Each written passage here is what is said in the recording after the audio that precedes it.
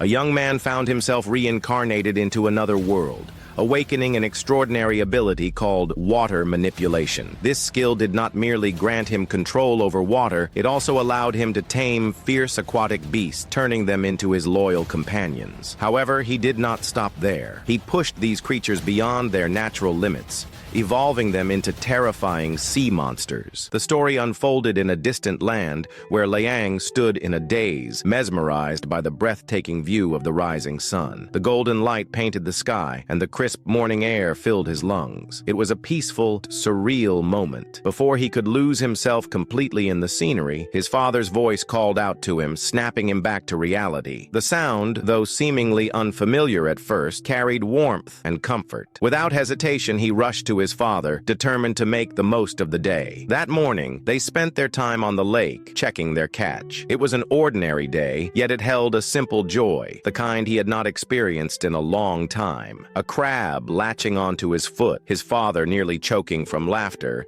and the playful scribbles they carved into their boat for no reason at all. It was enough to make him forget everything else. Time passed unnoticed until the sun began to set. Before heading back, they sat by the shore to enjoy the view a little longer. That was when he spotted a red carp swimming by, its scales shimmering under the fading sunlight. It was a rare sight, and without thinking twice, Leang dived into the water. The moment he hit the surface, the fish vanished, and with it, the lake was eerily empty, devoid of any signs of life. No matter how hard he tried, he could not move forward, as though something held him in place. Suddenly, his chest tightened, his limbs grew heavy, and all he could think about was hoping his father would pull him out. But the world around him dimmed, and in an instant, he woke up, except his father was no longer there. Instead, two strangers stood before him. Reality sank in. The day he had spent with his father had been nothing more than a dream. In truth, he had been captured, bound by these men. Zhang, the one he had trusted, had deceived him. Rather than guiding them as he had believed, they had only used him as bait for a water monster. It was a cruel fate, yet Leang remained calm. This was not his first life. Leang was a transmigrator from another world. A month had passed since he had arrived in this realm, taking over this body. The original owner had perished from illness, and somehow he had ended up in his place. His mother had died in childbirth, leaving him to be raised by his father alone. For years, it had just been the two of them, until 3 months ago, when his father succumbed to a respiratory disease. Now, all the emotions, grief, loneliness, and longing had become his own. He had never known what it was like to grow up with a family, yet in the past month, he had adapted to the former owner's relationships and daily life. During this time, he had also made a startling discovery. This world was anything but ordinary. It possessed extraordinary powers, where people trained their bodies and minds to surpass human limits. Those who succeeded were known as cultivators, but it was not just humans who could evolve through training. Animals could as well. Those who did became mythical beasts. As if on cue, a creature emerged from the depths of the lake. Even Zhang, a seasoned cultivator, felt his legs go weak at the sight of it. He had expected the water beast to be no longer than half a meter, but the information had been entirely wrong. When it surfaced, it easily rocked the boat, sending waves of panic through everyone on board. Still, Yang was not one to back down without a fight. He had trained for 10 years, and if the beast wished to devour them, it would have to work for it. The second the creature lunged, Yang retaliated, unleashing his most powerful attack. But the beast was colossal. Its jaws alone dwarfed him. Before he could even register what was happening, he was gone, swallowed whole like a mere snack. The impact shattered the boat into pieces, sending the remaining man into absolute panic. This was never part of the plan. He had no intention of dying here. Desperation took over, and in a last-ditch effort to save himself, he stabbed Liang's hand and threw him into the water, hoping the scent of blood would serve as a distraction. Bound by restraints, Leang sank rapidly, but he refused to surrender. He thrashed against the ropes, biting into the rough fibers. After several agonizing moments, they loosened just enough for him to break free. However, another problem arose. His oxygen was running out, and he had already sunk too deep. Darkness crept into his vision, and just as he was about to lose consciousness, a vision appeared stood before him, his father's arm reaching out. He knew it wasn't real, yet his body reacted instinctively, stretching his hand forward. To his surprise, he grasped something solid, a log, the very same one from his father's boat, the one they had carved their faces into all those years ago. A rush of emotions, gratitude, relief, and even warmth, despite the freezing water, overwhelmed him. Somehow, even in death, his father had saved him once again. But the moment was short-lived. The scent of his blood had spread, and the monster had caught it. Before he could react, sharp teeth clamped onto his leg, dragging him further into the depth. The pressure in his chest built, the light above faded completely, and he was pulled into the beast's lair. The sight before him sent a chill down his spine. Countless bodies long devoured, wrecked boats reduced to fragments, and piles of treasure glimmering like a cruel joke in the darkness. He had done everything he could to survive, but now it was clear there was no escape. With his last breath, he closed his eyes and whispered a silent apology to his father. Soon he would be joining him, but the water beast had other plans. Instead of finishing him off, it slammed him to the ground, toying with him like a predator playing with its food. Pain erupted through his body, but then something unexpected occurred. His blood, drifting through the water, seeped into the lake bed and touched something ancient, an artifact buried beneath the wreckage, a water cauldron. At that moment, an ancient being stirred. A surge of power coursed through Liang's body, foreign yet strangely familiar. The energy adapted to him, shaping itself into something he could instinctively understand. It resembled the game systems he had once played before transmigrating, and in that instant, his ability awakened: water manipulation. The change was immediate. The water surrounding Leang was no longer his enemy. It had become his domain. His wounds closed, his body strengthened, and suddenly it felt as though he was standing on solid ground. The resistance of the water seemed to vanish, leaving him to question how any of this was possible. As if in response to his thoughts, a system notification appeared, explaining everything. He had obtained a skill called water control, which granted him the ability to manipulate water currents and breathe underwater. It was a powerful skill, one that transformed the depths of the lake into his battlefield. Before Leang could fully process his newfound abilities, the beast struck again, lunging forward to devour him. But this time, Leang was no longer helpless. With a mere thought, the water twisted and surged, catching the beast mid-swim and suspending it in place. A rush of power filled him, an intoxicating sensation that made him realize he had no limits underwater. However, reality quickly set in. This power was new, and his control over it was far from perfect. The beast struggled, breaking free from his grip, and lunged again. Yet with his newfound mobility, Liang easily dodged the attack, slipping through the water as if it were second nature. Still, dodging alone wouldn't be enough. Without a weapon, Liang needed another way to defeat the beast. Just as that thought crossed his mind, the system responded. It turned out he wasn't just a simple water manipulator. He had another skill called blood domination, which allowed him to inscribe ancient runes using his own blood, forming contracts with aquatic spirit beasts. This revelation made his pulse quicken. It was exactly what he needed. In an instant, he formulated a plan. The moment the beast surged toward him again, Liang used water control to halt its movement just long enough to inscribe the necessary runes, creating a blood domination talisman. As soon as the beast broke free from his water hold, Liang weaved around its massive form and slammed the talisman onto its head. However, forming a contract was easier said than done. It became a battle of spiritual force. The beast fought back, lashing out with the intent to crush Liang's very soul. His vision darkened, his body stiffened, and for a moment, it felt as though the creature's will was overwhelming his own.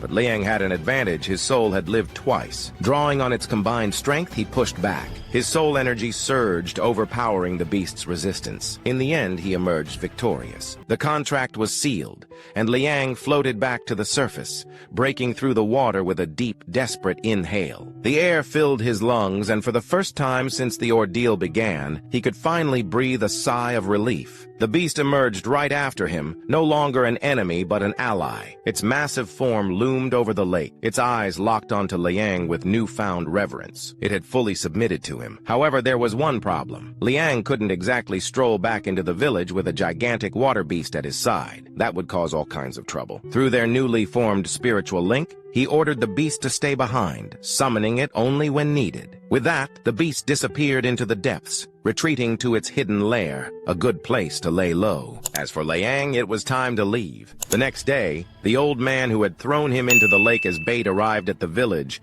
dragging along his crew and steward Jung. They weren't there to offer condolences, assuming Leang was already dead. Instead, the old man had his sights set on something else, Leang's father's fortune. In his mind, it was compensation for the botched mission. After all, their plan had failed, Xiao was dead, and someone had to pay for it. With that in mind, they marched straight to Liang's house. The moment they reached the door, they kicked it wide open, expecting an empty room. Instead, they froze. Standing right there was Leang, alive and well. For a moment, the entire group stood in stunned silence, their faces frozen in disbelief. However, the shock was short-lived. Steward Young's expression twisted into one of pure rage, directed squarely at the old Geyer. The steward had failed to verify the facts, but it didn't matter. He was already convinced that Liang Ku was responsible for the botched mission. Someone had to take the blame, and Young didn't hesitate to order his men to restrain Liang and teach him a harsh lesson. The death of Jiao wasn't just an inconvenience. It had cost Young a significant amount of money. To make matters worse, the entire village was now in danger because the beast was still at large. According to Jung and his men, all of this was Liang's fault, a claim that was entirely baseless. Liang vehemently refuted the accusations, shifting the blame back onto the old man. But the old Geyer was far too cunning to be cornered so easily. Instead, the old man flipped the script, pointing out Liang's miraculous survival. How could a mere brat like him return alive unless he had been working with the beast? With that, the accusation took a darker turn. Liang was no longer just a troublemaker. He was now being labeled a monster. The old man claimed that Liang had controlled the water beast and was responsible for Jiao's death. It was an absurd accusation, but Liang was no stranger to being labeled a freak. In his previous life, Liang had been an orphan, and the other children had treated him like a bad omen, a walking misfortune. Rumors had spread that orphans were cursed or prone to stealing, and no matter what he did, the stigma had never left him. But Liang wasn't the type to roll over and accept such treatment. He had endured enough in his past life, and he refused to be pushed around in this one, especially by someone as despicable as the old Geyer, who was already missing a tooth. Liang decided then and there that he would help the old man lose a few more. Without hesitation, Liang tackled the old Geyer, shoving him back with enough force to send him stumbling. He then locked onto the nearest basin of water. If they wanted him to be a monster so badly, fine. He would show them what a real monster looked like. Water surged up his arm, twisting and coiling like a living serpent. His anger sharpened his focus, and for a moment, he was ready to take every single one of them down with him. But just as he was about to unleash his power, his childhood friend arrived, rushing in alongside the village chief. The chief's voice cut through the chaos, carrying an authority that even Steward Young couldn't ignore. Though the chief appeared ancient, he was still an official of the dynasty, a figure of real power. This meant Jung had no choice but to comply. Before storming off, however, Jung shot the chief a venomous glare, vowing that his master, Xiao, would hear about this. The old Geyer, however, remained unfazed. He knew it was an empty threat. Even Jung's master would bow to the chief's authority. Once the confrontation had settled, Liang let out a slow breath and turned to the village chief, offering a nod of gratitude. With nothing else left to do, they left the scene. But Liang knew better. This wasn't the end. Situations like this would keep happening unless he took matters into his own hands. Determined to survive in this world, Liang made a decision. He would use his system to its fullest potential and grow stronger as quickly as possible. It was then that he noticed something strange. His water essence was increasing. At first he wasn't sure why, but then it clicked. His crocodile pet had something to do with it. Intrigued, Liang waited for nightfall before returning to the lake. Once there, he activated his spirit link to summon his water beast. When the creature finally surfaced, it was bite-sized, completely surprising Liang. Just as he was about to ask questions, the system chimed in, explaining that subdued and contracted beasts could adjust their body size at will to manage energy consumption. This made sense to Liang, but he wasn't there to admire his pet's new party trick. He wanted to uncover the source of the water essence he had sensed. Without delay, Liang commanded his small companion to lead the way. The crocodile dove into the water and Leang followed closely. The water beast guided him deeper into the lake, weaving through the murky depths until they slipped into a hidden underwater cave. The moment Leang stepped inside, his eyes widened in astonishment. Countless legendary spirit plants sprawled across the cave floor, glowing faintly with rich spiritual energy. He reached out, brushing his fingers against one, and immediately a system prompt appeared, offering him the option to absorb it. This was a loot drop Leang couldn't afford to pass up. In this world, spiritual materials and treasures absorbed extraordinary energies over time, making them incredibly valuable. Spirit plants in particular possessed unique effects depending on their properties. Rumor had it that in Gia Manor's backyard, there was a frozen pond where special vines grew at the bottom. These vines were so rare and powerful that Master Xiao used them to lure cultivators into servitude. Yet here Liang stood surrounded by a cave full of them. Absorbing these plants would undoubtedly boost his water essence exactly what he needed. Without wasting any time, Liang got to work. He gathered as many plants as he could. He briefly considered asking his beast for help, but when he glanced over, the crocodile was already bloated, having eaten a few plants itself. Seeing it floating around, clearly full and content, Liang decided to let it rest. After all, it had earned a nap for leading him to such a treasure trove. Once he had gathered everything, Liang began devouring the plants. With just one plant, his water essence increased by 1. Not only were these spirit plants incredibly beneficial, but they were also delicious, making it far too easy for him to consume them one after another. He kept eating, absorbing as much water essence as possible. The more he accumulated, the stronger his fusion with aquatic spirits would become, and the faster his aquatic beasts could evolve. There were so many plants that, for a moment, Liang felt like he had overindulged. But it was worth it. He had gained 25 water essence. Without hesitation, he invested it into his fusion with the water monkey bloodline, increasing it from 5% to 7.5%. This significant boost in power filled him with confidence. If he ever encountered those adversaries from before, he was certain he could take them on easily. However, that confrontation would have to wait. Leang had a more pressing issue. He was broke. Autumn was coming to an end, and during this season, crocodiles slowed down due to hibernation, meaning he couldn't rely on them for hunting. With time running out, Leang devised a simple plan. Exploit the crocodiles now and gather as much profit as possible before they became useless. With this in mind, he commanded his crocodile to hunt as many fish as it could. Soon, he had stacked up a huge haul, which he sold to the merchants. Unlike the hustling vendors from his previous life, the merchants in this world were far easier to negotiate with. Just like that, Liang's financial struggles were resolved. Now it was time to settle things with the old man who had tried to set him up. But before Liang could make a move, the old man played right into his hands. Apparently, the old man had been searching for Liang to apologize for their earlier misunderstanding. To show his sincerity, he invited Liang to a meal on his boat, just the two of them. Liang nearly laughed out loud at the blatant transparency of the old man's scheme. Instead of calling him out, however, Liang decided to play along. After all, this was exactly the opportunity he had been waiting for. A few hours before the meetup, the old geezer found himself in a dire situation. The steward's men had beaten him to a pulp for his failure. For the first time ever, the steward had been publicly humiliated in front of so many people, and he wasn't about to let that slide. However, killing the old man now would have been a waste. Their master Xiao still had use for him.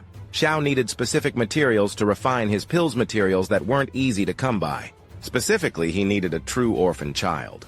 The old geezer was tasked with abducting Liang to send a clear message that they were not to be trifled with and to secure the rare material Xiao required.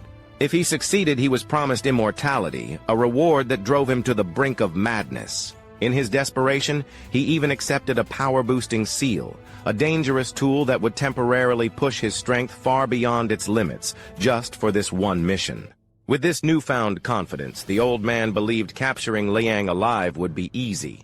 However, instead of resorting to brute force, he decided to take a smarter approach: poison. His plan was simple: soup with a toxin that wouldn't kill him, but would weaken him enough to prevent resistance or screams. Unfortunately for the old man, Liang had no patience for such tricks. Instead of taking a sip, Liang chose violence. With a flick of his hand, a stream of water shot out, wrapping around the old man's head and suffocating him on the spot. The old man struggled, clawing at the invisible grip tightening around his face, but it was useless. He couldn't even scream. Then everything went black. The next thing the old man knew, he was waking up in darkness. Night had fallen, his body ached, his mind spun, and to his horror, he was tied up. Desperate, he tried to play innocent, asking Leang what he planned to do. But Leang wasn't fooled. He already had proof that the old man had been bribed. With this knowledge, Leang knew exactly what to do. He had the perfect place for people like the old man, the same spot where they had first encountered the water beast. Except this time the beast belonged to Leang. The old man, realizing the gravity of his situation, suddenly had a change of heart. He claimed he never wanted Leang to become a monster, and began apologizing profusely, promising to tell Leang everything if he spared his life. Surprisingly, Leang agreed, prompting the old man to spill the truth. He revealed that the steward wanted to abduct Leang, along with other orphans, because to the Jiao mansion they weren't people, they were materials. Specifically, they were ingredients needed to refine a celestial pill, a pill that could grant immortality. As soon as the old man finished speaking, he realized the gravity of his confession. In a desperate attempt to save himself, he claimed he was also a victim, forced into this role by the steward. But Leang didn't care. Whether forced or not, the old man knew too much, and that alone sealed his fate. No matter what excuses he made, he wasn't leaving alive. However, Leang knew this wasn't the end. The Xiao family's influence was vast, and the old man's sudden disappearance would eventually lead them straight to him. When that happened, Leang needed a way out. His only option now was to become a cultivator and fast. The quickest way to do that was to join a martial arts school. In the city of Pingyang, there were 3 prominent martial schools, but only one stood above the rest, the Yang School. It was widely known that the master of the Yang School possessed a legendary ability, the power to break gold and stone with his bare hands. This extraordinary skill and the school's formidable reputation kept it at the pinnacle of martial prowess. Leang believed that if he could join the Yang School, the Zhao family would think twice before targeting him. After all, if a member of the school were to disappear, the Yang School would not let such an offense go unnoticed. However, the main obstacle was the school's steep admission requirements. To gain entry, Leang needed at least 8 taels of silver, but he currently had only 2. Realizing he needed to earn more money quickly, he decided to return to hunting. Over the past few days, his swimming skills had improved significantly, largely thanks to his pet, which had become his sparring partner for speed training. Through this practice, Leang had developed a unique technique. By using his water control energy, he compressed water beneath his feet and released it all at once, propelling himself forward with a burst of speed. The downside was that the technique drained his energy rapidly and could only be used for short bursts. Still, it was effective for quick maneuvers. Just as Leang was preparing for another routine hunt, something unusual caught his attention. A peculiar fish glowing bright red swam into view. This was no ordinary fish. It was a spiritual fish. In this world, certain creatures could evolve under the influence of special energy, mutating into extraordinary forms. Examples included giant scorpion beetles, 2-headed razor-toothed sharks, and iron-fin whales. Spotting 2 spiritual fish right in front of him, Leang recognized this as an opportunity he couldn't afford to miss. Without hesitation, he ordered his crocodile companion to revert to its original size and chase one of the fish while he pursued the other. Using his newly developed technique, Leang quickly closed the distance. With a swift motion, he manipulated the water to create a bubble, trapping the fish and preventing it from escaping. Catching it proved surprisingly easy, and Leang felt a surge of triumph. But just as he began to celebrate, a powerful presence stirred in the depths below, signaling that greater challenges and dangers lay ahead. Leang had just placed the fish into his basket when, without warning, a massive water beast emerged from the depths. The creature swiftly wrapped itself around him and slammed him straight into the lake bed. The impact startled him, but he knew this wasn't the time to lose consciousness.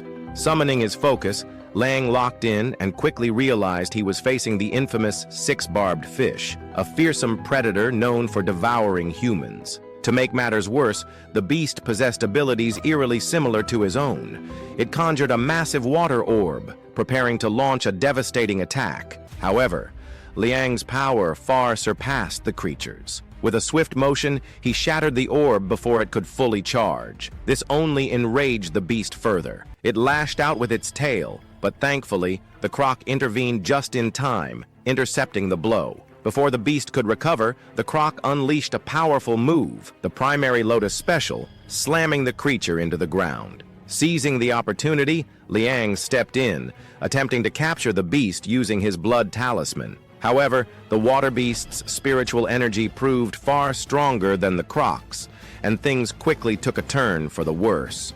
Leang's body began to spasm uncontrollably as his system crashed, flooding him with warning messages about mental overload. Despite the overwhelming strain, he refused to back down. He knew that if he failed, the beast would undoubtedly devour them both. Fueled by sheer willpower and an unyielding desire to survive, Liang pushed through the pain. In the end, his determination paid off, and he successfully subdued the creature. Much like the croc, the beast instantly shrank into a smaller, chunky form to conserve energy. Leang couldn't help but notice its round, pudgy appearance, which reminded him of a potential evolution, a tiger-head whale. Deciding that Chuni was the perfect name for the creature, Liang felt a sense of accomplishment. With the beast now under control, he turned his attention to the loot. True to form, the croc had managed to capture another spiritual fish during the chaos. Leang gave the croc a well-deserved pat on the head,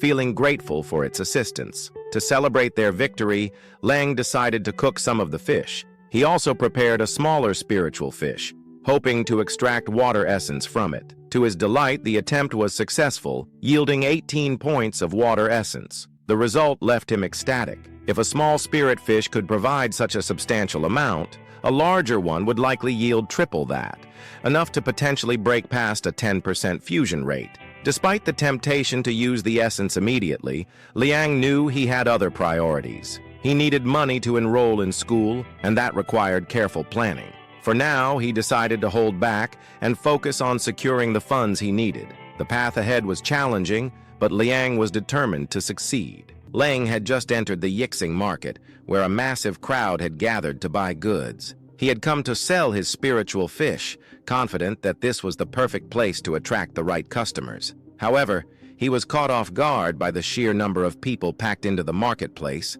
making him wonder if there was some kind of celebration happening. That's when he spotted a man holding up another spiritual fish. It didn't take long for Liang to figure out what was going on. A member of the Chen family had arrived, and he had brought his own spiritual fish to show off. That explained why the crowd was so large. Instead of feeling discouraged, Liang grew even more excited. This was the perfect opportunity. Without wasting a second, he pushed his way through the crowd, eager to see what the man had caught. Of course, Liang wasn't there just to spectate. He was a master manipulator, so the moment he got close, he made sure to use the limelight, proudly displaying the spirit fish he had caught. But to his surprise, instead of drawing excitement, the crowd reacted with confusion. His fish wasn't met with awe, but with outright rejection. People started saying it didn't look like a spiritual fish at all, just some ugly, deformed creature that only a clueless newbie would bother catching. Before he knew it, the mockery began. The crowd didn't hold back, openly laughing at him. Even Chen, the so-called expert in spirit fish, was smirking, as if he were watching a fool embarrass himself. Just then, a cultivator arrived, instantly drawing the attention of the crowd. It was Hu Qi, a respected master from the Yang martial arts school. Since Chen was standing closer, the cultivator's gaze naturally fell on the crimson bloodfish in his hands. Without hesitation, Hu Qi asked for the price. Recognizing the man's high status, Chen didn't dare throw out a number himself. Instead, he humbly let the cultivator decide what he thought was fair. With that, Hu Qi casually offered 3 taels. The moment the words left his mouth, Chen's eyes widened. This amount was far more than he had ever expected. But just as the deal was about to be finalized, Liang suddenly whipped out his own fish for the cultivator to see. The onlookers, still riding high on their mockery, thought Liang was setting himself up for further humiliation. Some even chuckled, convinced he was about to be completely shut down. However, the cultivator's reaction was the complete opposite. The moment his eyes landed on Leang's creature, he was visibly excited. He identified it as a horned pommet, a rare and highly valued spirit fish. Without hesitation, Hu Qi offered 6 taels for it. The entire market was stunned. They had been completely wrong, and the amount of money offered was more than what most families could save in generations. Now they realized who the foolish one really was, and it definitely wasn't Leang. Even Chen, who had just been basking in his own success, was left speechless. No amount of arrogance could cover the fact that Leang had outshined him completely. However, with such a large sum of money, shock quickly turned to envy. One man in the crowd even made a veiled threat against Leang, disguising it as a joke. But Leang didn't let it bother him. He simply went on with the transaction, completely unbothered by the stares. With that, Chen had no choice but to back away, knowing full well that his fish was no longer of any interest to the cultivator. But before handing over the fish, Leang, ever the opportunist, saw a chance to dig for more information. If his fish was worth double the price of a crimson blood fish, he wanted to know why. Casually, he asked Hu Qi about it. Luckily for him, the cultivator was in a good mood and didn't mind explaining. It turned out that the horned pommet was a key ingredient in medicine used to craft special pills. These pills weren't just ordinary supplements. They strengthened essence and refined energy, helping cultivators break through the blood flow barrier, a crucial stage in martial cultivation. As fate would have it, Hu Qi was currently at that exact bottleneck, making the fish extremely useful to him. With this, Leang's perspective widened.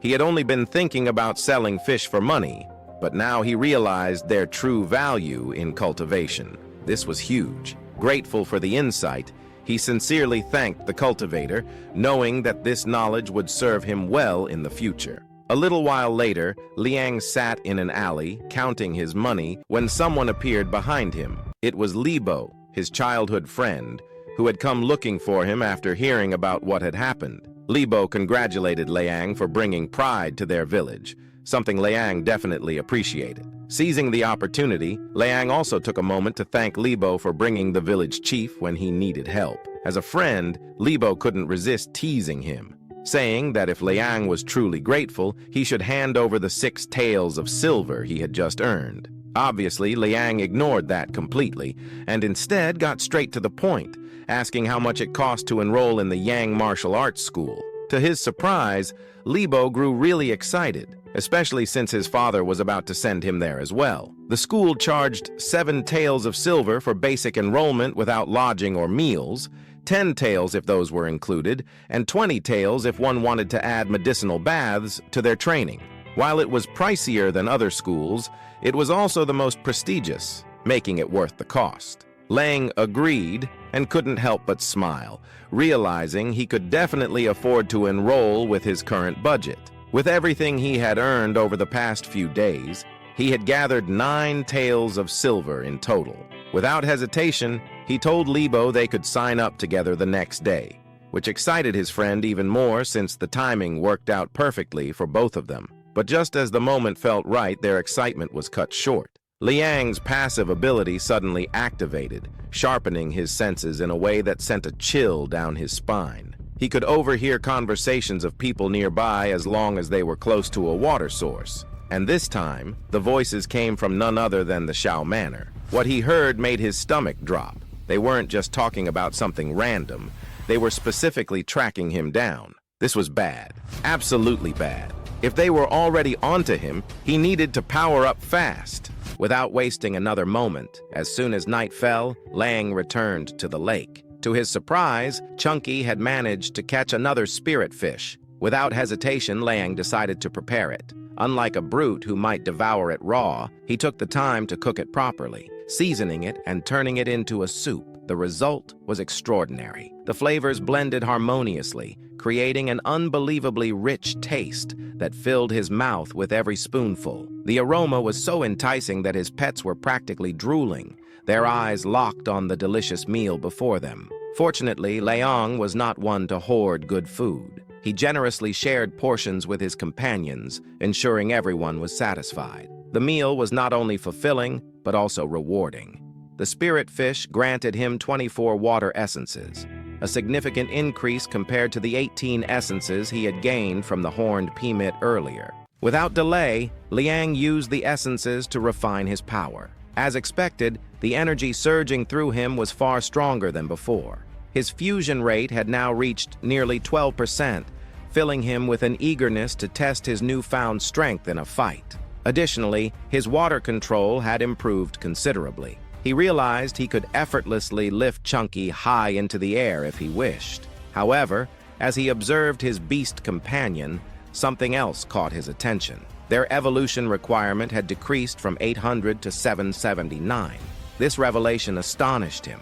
The only thing he had done was feed them, yet the requirement had dropped significantly. This discovery made him realize the immense value of the water cauldron, far beyond his initial expectations. It left him wondering about its origins. Was it a natural creation or the work of something greater? The answer, he believed, lay within the cauldron itself. Summoning the cauldron for a closer inspection, Leang noticed intricate carvings that piqued his curiosity. On one side was a water monkey, while the other featured a winged dragon. Other strange creatures were also depicted, including one with a human head and a snake's body, as well as a mysterious robed figure. These engravings hinted at the cauldron's true nature, but Leang knew better than to jump to conclusions. Overthinking would not serve him well at this moment. He needed to stay focused, especially since he was about to enroll in a martial arts school the following day. The next day arrived swiftly. Leang and Libo were traveling through the mountains in a carriage. While Leang was composed, Libo's boundless enthusiasm was almost overwhelming. The younger boy was practically bouncing in his seat, far too excited for the journey. Leang couldn't help but wonder if he should have made the trip alone. After some time, they arrived at Pinyang City, a bustling hub where people from various villages gathered to trade goods. The streets were packed, filled with the chatter of merchants and the enticing aroma of freshly cooked street food. The vibrant atmosphere captivated the two travelers, and they decided to take a detour to explore. They sampled different foods, admired unique handcrafted art, and even stumbled upon a bizarre display of strength, a man lying on bricks while a muscular individual hammered him with a heavy object. It was a shocking sight, to say the least. Meanwhile, as they wandered through the city, a group of men was plotting something far less innocent. They had been eyeing Liang's money for some time and had initially planned to rob him the previous day. However, after overhearing that Leang and Libo were headed to the Yang Martial Arts School, they realized there was an even greater opportunity. 2 bags of money instead of 1. The thought alone made them salivate with greed. Even if they sold their wives, they would never come close to such wealth. The temptation to take it for themselves was too great to resist. Some of the men hesitated, fearing the consequences if they were caught by the magistrate's office. However, their leader dismissed their concerns with a grin, assuring them that things would not escalate that far. He promised to take care of the bodies himself, confident that no one would ever discover their crime. The gang predicted that Leang and Libo would take the shortest route to the school, a little-used shortcut that was the perfect spot for an ambush. As expected, the 2 travelers eventually appeared on the path. Without wasting a second, the gang stepped out to intercept them, blocking their way with smug grins. They demanded money, giving Leang and Libo 2 options: hand it over willingly or end up buried by the roadside. The men laughed as they delivered their ultimatum, treating the situation as if it were some twisted joke. Unfortunately for them, the joke was about to backfire. Leang was not amused. Instead, he wore a devious smile as he made his decision. If they were so eager to bury someone by the roadside, he would gladly grant them their wish, but it would be their own graves they dug. They were about to face the consequences of their actions. The thugs were immediately enraged, and without hesitation, they lunged at Leang. However, Leang swiftly appeared in front of them, landing a powerful right hook before they could even complete their attack. His speed was astonishing.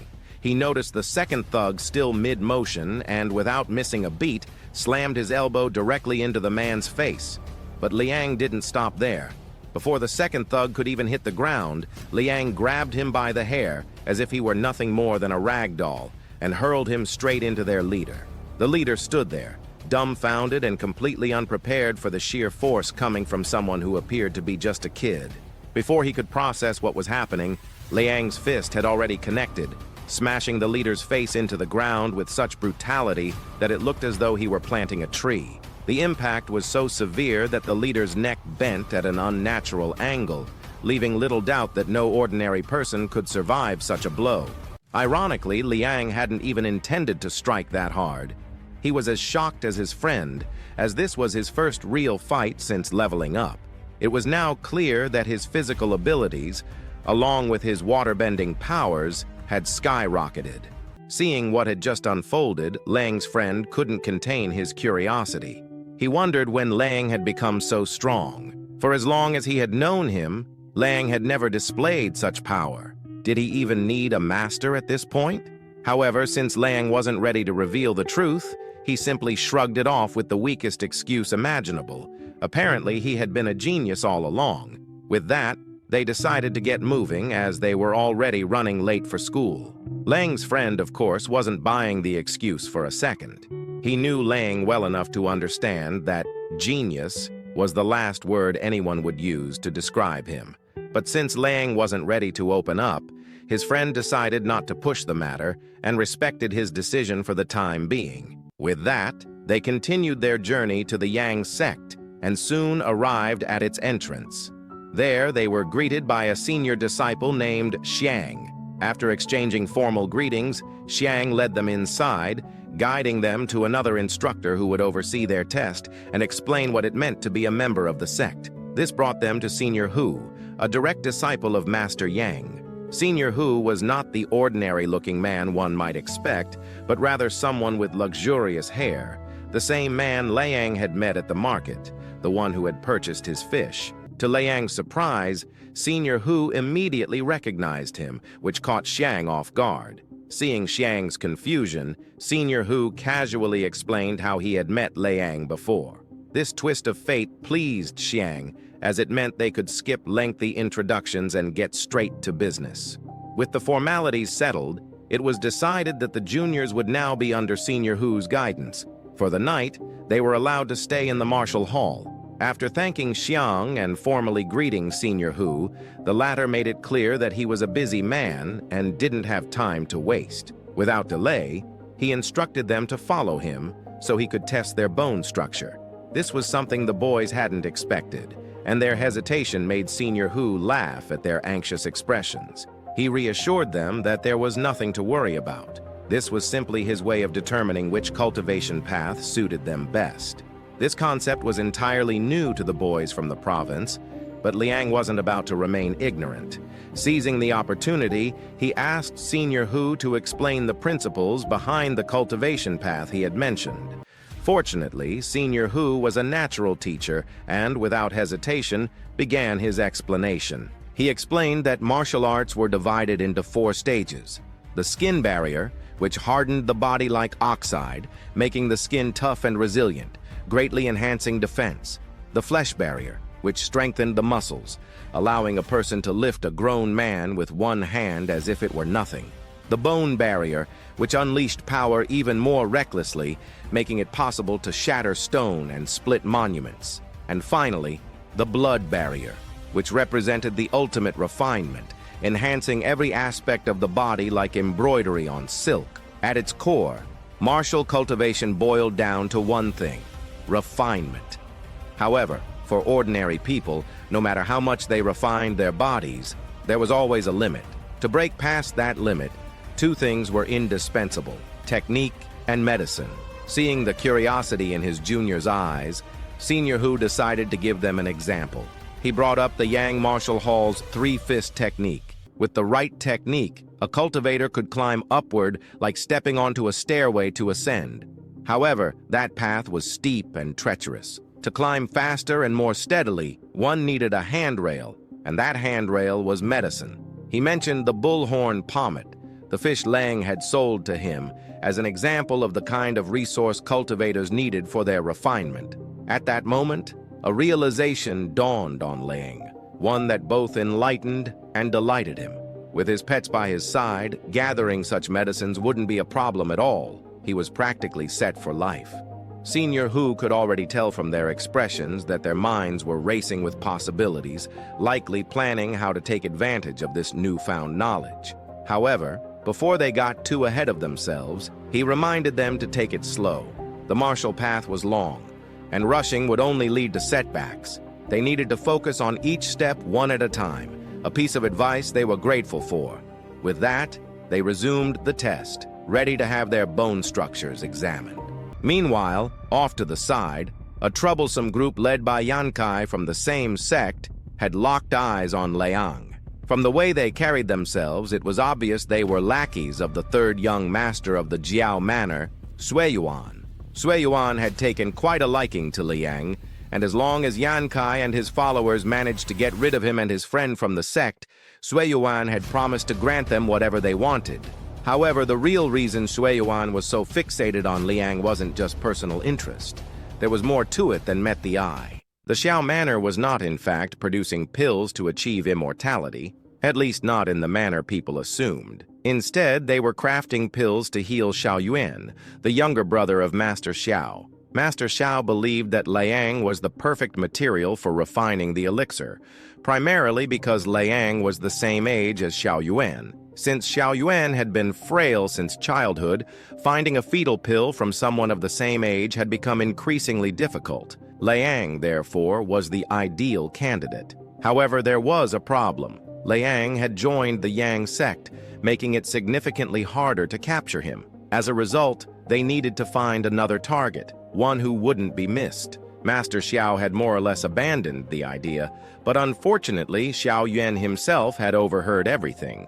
Determined not to let some orphan children stand in his way, Xiao Yuan decided to take matters into his own hands. By handling the situation personally, he believed things would become much easier, and soon he would finally break free from his limitations and advance to his elixir aperture. Meanwhile, Liang and Libo had finished assessing their bone structures. Libo, however, was still in shock, utterly flabbergasted. The fact that Liang possessed a top-tier bone structure, while he himself only ranked at a mid-high tier, was unacceptable to him. Libo entertained the idea that the test might have been rigged, though he knew deep down that it wasn't. He had always believed that he and Liang were equals, but now it seemed as though he was merely a side character in his best friend's story. Despite his discouragement, Libo pushed those thoughts aside and pressed on. With the matter settled, the two were about to head to the training grounds when they encountered a familiar face, Chen Jie Chang, the same individual who had been selling spirit fish with Liang the other day. However, from the way Libo immediately stepped forward and began sizing him up, it was clear that Libo had a deeper history with Chang than Liang did. The animosity between them was palpable, and within seconds, the two were on the verge of fighting right then and there. Liang, realizing the potential consequences, intervened before things could escalate. If they had started throwing punches, they would have been in serious trouble. Once the tension subsided, Liang asked Chang if he was there to practice martial arts as well. Chang confirmed this, revealing that he and Liang shared the same goal. From the very beginning, Chang had been selling spirit fish to save up enough money to enter the school as soon as possible. This revelation was reassuring to Liang. The more people with the same determination, the better. Without hesitation, Liang invited Chang to join them, especially since Senior Hu was teaching at the training grounds. They couldn't afford to miss such an opportunity. With that, they joined the other members for training. However, as newcomers, the intensity of the training was far beyond anything they had anticipated. Their muscles spasmed uncontrollably, their limbs felt like jelly, and their breaths came in ragged gasps. Just when they were on the verge of collapsing, Senior Hu called for a break, sparing them from complete exhaustion. But the training wasn't over yet. Instructor Lu would be taking over in the afternoon, meaning they had only a brief moment to recover before being thrown back into the grind. At this point, Libo was already considering quitting as the pain was unbearable. Cheng, overhearing this, burst into laughter and called Libo weak-willed without hesitation. Before they could properly catch their breath, trouble arrived in the form of Yang Chai and his lackey. The duo began pestering them immediately, throwing insults and acting as though they owned the place. To make matters worse, they had the audacity to demand 100 coins from Leang and his friends as a donation, claiming that paying up would allow them to stay in the sect. This demand was utterly ridiculous, and Libo was ready to throw hands on the spot, despite knowing his skills weren't on par with theirs. He didn't care. He just wanted the satisfaction of punching at least one of them in the face. However, the more level-headed Chang stopped him, pointing out that picking a fight there would not only be reckless, but also cause unnecessary trouble for Senior Hu, which was the last thing they needed. Even Liang hesitated. He wasn't the type to back down, but with his current strength, he wasn't sure if he could handle 3 cultivators at once. Just as he feared, Yang Chai seized the moment to boast loudly, declaring that he was about to break through the skin barrier and was itching to test it out on newcomers like them. It was a fight they couldn't win. If only they had been near a river, Leang might have had a fighting chance, but in their current state, it was a losing battle from the start.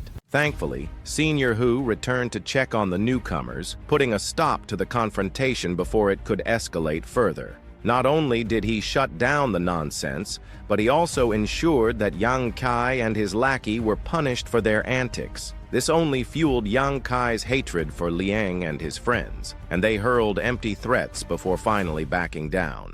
Senior Hu, however, wasn't playing around. He made sure their punishment was severe. But things weren't as simple as they seemed. As they left, Liang overheard something through his passive skill that immediately put him on edge.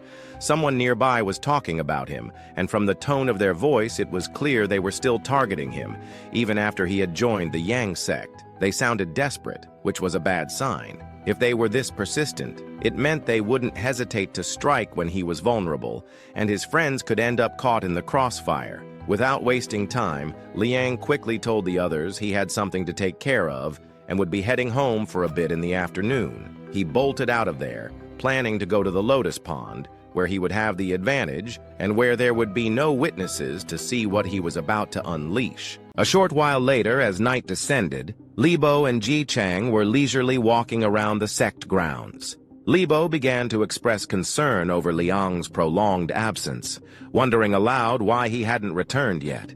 Ji Chang, as usual, didn't miss the opportunity to tease him, comparing his worry to that of someone missing their boyfriend. This remark instantly infuriated Libo, and the two were on the verge of another heated argument. However, before their bickering could escalate, a sudden burst of applause interrupted them, drawing their attention elsewhere. It turned out to be Yan Kai, accompanied by his crew, and it was clear he was determined to settle the unfinished business from earlier. Without hesitation, Yan Kai launched into an assault, pummeling Libo and Jie Chang as if they were mere punching bags. Yet this wasn't enough to satisfy him. His true target, Liang, was still absent. After delivering a few more blows for good measure, Yan Kai turned to Ji Chang and demanded to know Liang's whereabouts.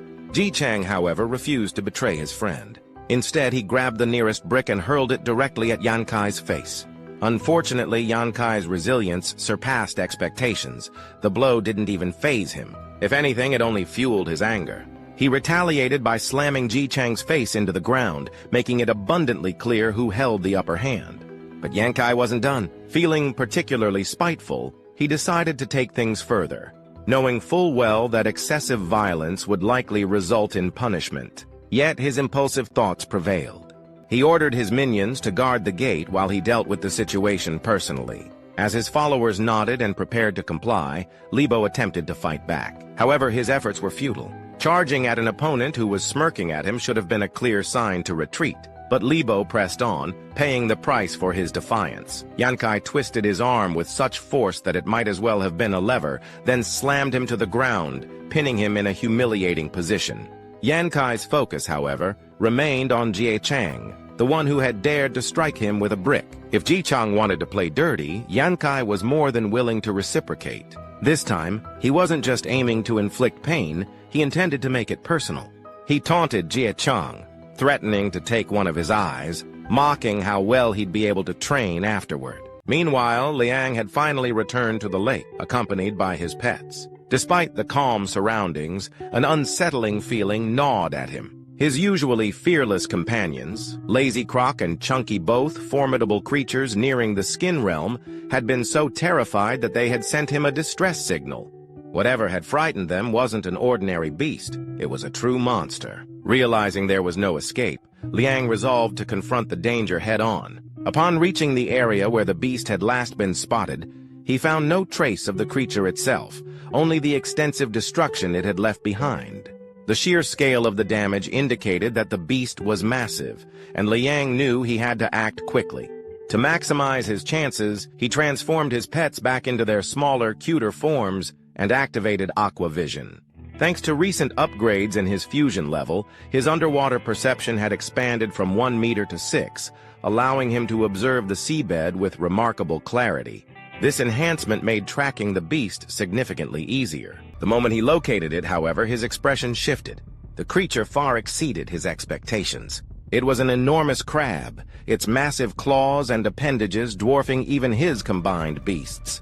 According to Instructor Hugh, any beast surpassing the skin realm was considered a spirit beast, and this crab had clearly reached that level. Yet, Leang reasoned that it couldn't be overwhelmingly powerful.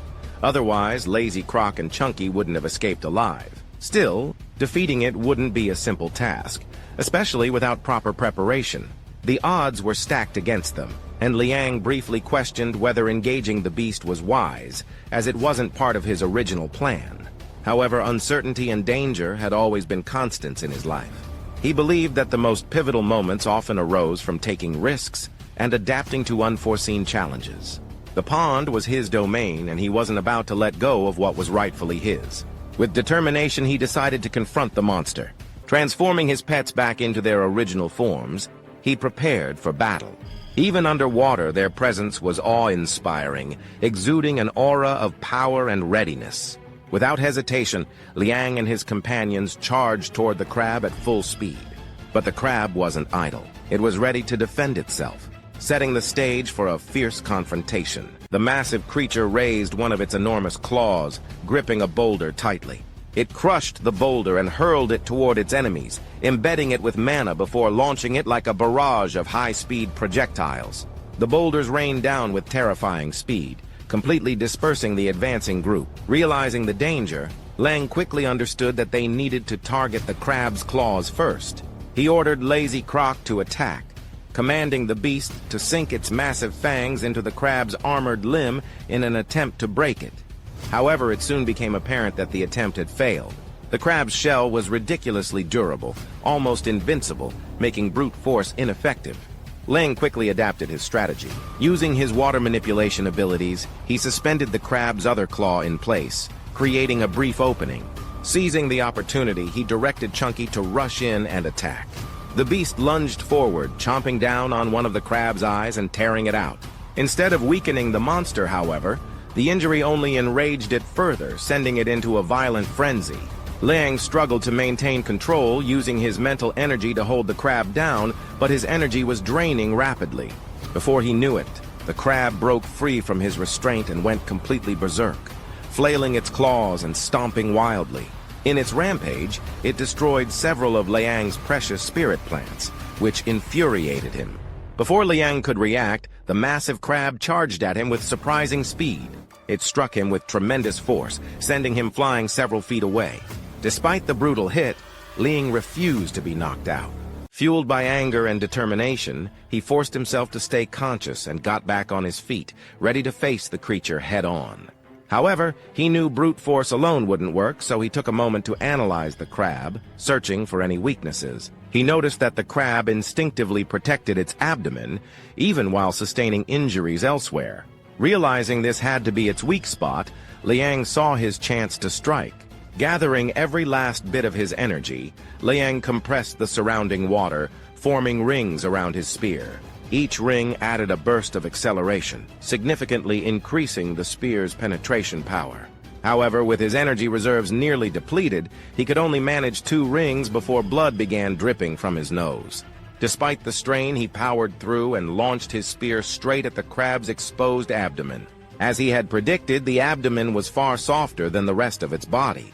The spear tore through the crab's flesh, piercing cleanly through to the other side. Leang was ecstatic at his success, but there was no time to celebrate. His energy reserves were completely drained, and as soon as his adrenaline faded, his body gave out. He lost consciousness on the spot. When he finally opened his eyes, he found himself no longer underwater. At first he was confused, but he soon noticed Lazy Croc and Chunky nearby, realizing they had saved him once again. Grateful for their help, he reached out and gave them both a well-deserved pat on the head. However, the after effects of overusing his powers hit him hard. His head throbbed painfully, serving as a stark reminder that he needed to be more careful in the future. As Leang tried to push himself up, something caught his eye. At first, he wasn't sure what he was looking at, but upon closer inspection, he realized it was the demonic crab they had just fought. He was surprised that his pets had brought the massive creature up with them, but he was deeply thankful. The crab's body would provide an incredible amount of water essence once consumed, and since it was a spirit beast, its meat was sure to be delicious. The mere thought made his mouth water. However, his daydreaming was interrupted when Lazy Croc pointed at something inside the crab's body. Leang approached and noticed that the crab was actually a female. Nestled within its body was a cluster of crab eggs. Excitement surged through him. He had initially regretted not taming the great crab, as it could have significantly boosted his power. But with these eggs, he still had a chance to raise one as his own. The only problem was that he couldn't wait around for them to hatch naturally. The chances of the eggs surviving on their own were slim, and he didn't have the luxury of playing babysitter. This left him with only one option: using his Blood Dominion talisman in the hope of forcing an evolution. After engraving the seal onto one of the eggs, he held his breath and waited. At first, nothing happened, and he began to think the attempt had failed. But then the egg twitched. A tiny crab claw burst through the shell, cracking it open. Moments later, the egg split apart, revealing the cutest little crab Leang had ever seen. While Chunky was adorable, this tiny crab was on another level, making him want to wrap it in a blanket and protect it at all costs. However, its appearance was deceiving. This little creature had the potential to evolve into a stone crab king, just like the one Leang had fought. Leang had cooked the giant crab and wasted no time devouring it. The crab was not only delicious, but also brimming with water essence, and its effects were almost instantaneous. His fusion rate skyrocketed from 10% to an astonishing 36.6%, a leap he hadn't thought possible. The boost was so significant that the water monkey's power within him grew even more dominant, as if the two were inching closer to becoming one. Even the water monkey's instincts and combat senses seemed to flow through him more vividly than ever before. To top it off, his wounds had completely healed. His pets watched in awe as he stood there, water spiraling around him like a newly crowned god of the sea. It was hard to blame them. Leang looked nothing short of majestic. Once he fully adjusted to the fusion, Leang couldn't help but feel exhilarated by the results. While the physical enhancements were remarkable, the surge of energy he gained was something else entirely. For the first time, he could sense his own blood energy. If Instructor Wu's teachings were correct, this meant he was dangerously close to breaking through the skin barrier, perhaps even surpassing it. However, Leang knew he wouldn't have reached this level without his pets, so he made sure to share the remaining crab meat and eggs with them. This would accelerate their evolution, making their journey easier in the long run. Besides, the meat wouldn't stay fresh forever, and each egg contained only 6 points of water essence, making them hardly worth hoarding. As for the tiny crab perched on his shoulder, which he had named Fist due to its size, Leang chose not to feed it. Letting it eat its own kind felt too cruel, even for him. Despite the power boost, Leang knew he couldn't afford to grow complacent. The threat of the Zhao Manor still loomed over him. If he could break through the skin barrier within the next month, he would officially become a Marshall Hall student, and the Zhao family would no longer be able to touch him. With this thought in mind, Leang was eager to return to the sect. Tomorrow's morning practice couldn't come soon enough. Meanwhile, on Yankai's side of things, someone had taken notice of his actions and wasn't about to let it slide. That someone was Xiao Huai, who had no intention of allowing anyone to defy the Marshall Hall's rules. However, instead of backing down, Yan Kai met Xiao Huai with a smirk, completely unfazed. Even though he was standing in front of an instructor, Yan Kai knew Xiao Huai couldn't stop him. After all, Yan Kai was acting under the direct orders of the Zhao family's third young master. He believed Xiao Huai, whom he saw as nothing more than a dog, should know his place. If Xiao Huai knew what was good for him, he would stand down, unless he wanted Yan Kai to report his interference to the master. The look on Xiao Huai's face said it all. Yan Kai and his lackey wasted no time laughing at him, mocking the fact that no matter how much Xiao Huai acted like a Yang sect disciple, everyone knew he still belonged to the Zhao manor. If the Zhao family hadn't taken in Xiao Huai and his father, he wouldn't even be in the sect. Besides, Xiao Huai's father was still living under their roof, which meant Xiao Huai had no real choice in the matter. Yan Kai knew this, and so did everyone else. Sure enough, Xiao Huai could only grit his teeth, his loyalty to the sect tested. In the end, he had no choice but to lower his head and mutter an apology. For Xiao Huai, as long as his family remained safe, he didn't care what happened to himself. Yan Kai, of course, found this even more amusing and mocked Xiao Huai further, calling him a coward and the Zhao family's lapdog. The irony was lost on Yan Kai and his lackey, who failed to see that they were in the exact same position. However, their arrogance was short-lived. A single glob of spit to the face was enough to knock them off their high horses. Despite all their boasting about their strength, but no matter how much Jia Chong wanted to resist, he was still the weaker one here. Yan Kai was the one standing, and he decided a lesson needed to be taught. Without hesitation, he snapped one of Li Bo's arms, ensuring Jia Chang understood the consequences of retaliation. If Jia Chang didn't care about his own well-being, then his friend would suffer in his place. It worked. Jia Chang was furious, but no matter how much rage burned in his eyes, he was powerless to do anything about it. This only made the situation more entertaining for Yan Kai, who was just about to escalate things further. He was confident Instructor Hu wouldn't come to save them, as he had made sure the instructor was occupied beforehand. However, all of Yan Kai's smugness vanished the moment his minion's unconscious body went flying across the field. Shocked to his core, Yan Kai initially thought it was Instructor Hu, but when he turned around, he saw Leang instead. The moment Liang's eyes landed on what had been done to his friend, a furious heat surged through his blood. His aura exploded around him as he made one thing absolutely clear. He was going to knock out every single one of Yan Kai's teeth. Surprisingly, it turned out that Instructor Hu and the sect master had been present the entire time. They had uncovered Yan Kai's scheme early on, but chose not to intervene, seeing it as an ideal opportunity to observe their disciples and uncover their true nature when no one was watching. Despite this, Instructor Hu couldn't shake the feeling that the situation was partly his fault. He believed that if he hadn't been so preoccupied, the entire mess could have been avoided. Earlier that day, after passing the blood step test, he had become overly excited, stopped to celebrate with a drink, and ended up arriving late. Now, because of his delay, things had spiraled out of control. What shocked Instructor Hu the most, however, was Xiao Huai's behavior. He had never expected Xiao Huai to stand by and do nothing while all of this unfolded. Before Instructor Hu could dwell on it further, Master Yang spoke up, clarifying the situation. Having arrived much earlier, Master Yang had witnessed everything and understood why Xiao Huai had frozen. The boy had a good heart, but that was precisely the problem. It had completely immobilized him. This was also the reason Xiao Huai couldn't pass the blood step.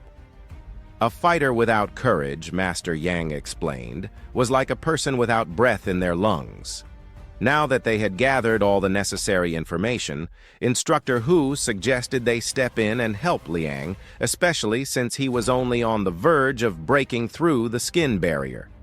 In his current state, there was no way Liang could defeat Yan Kai.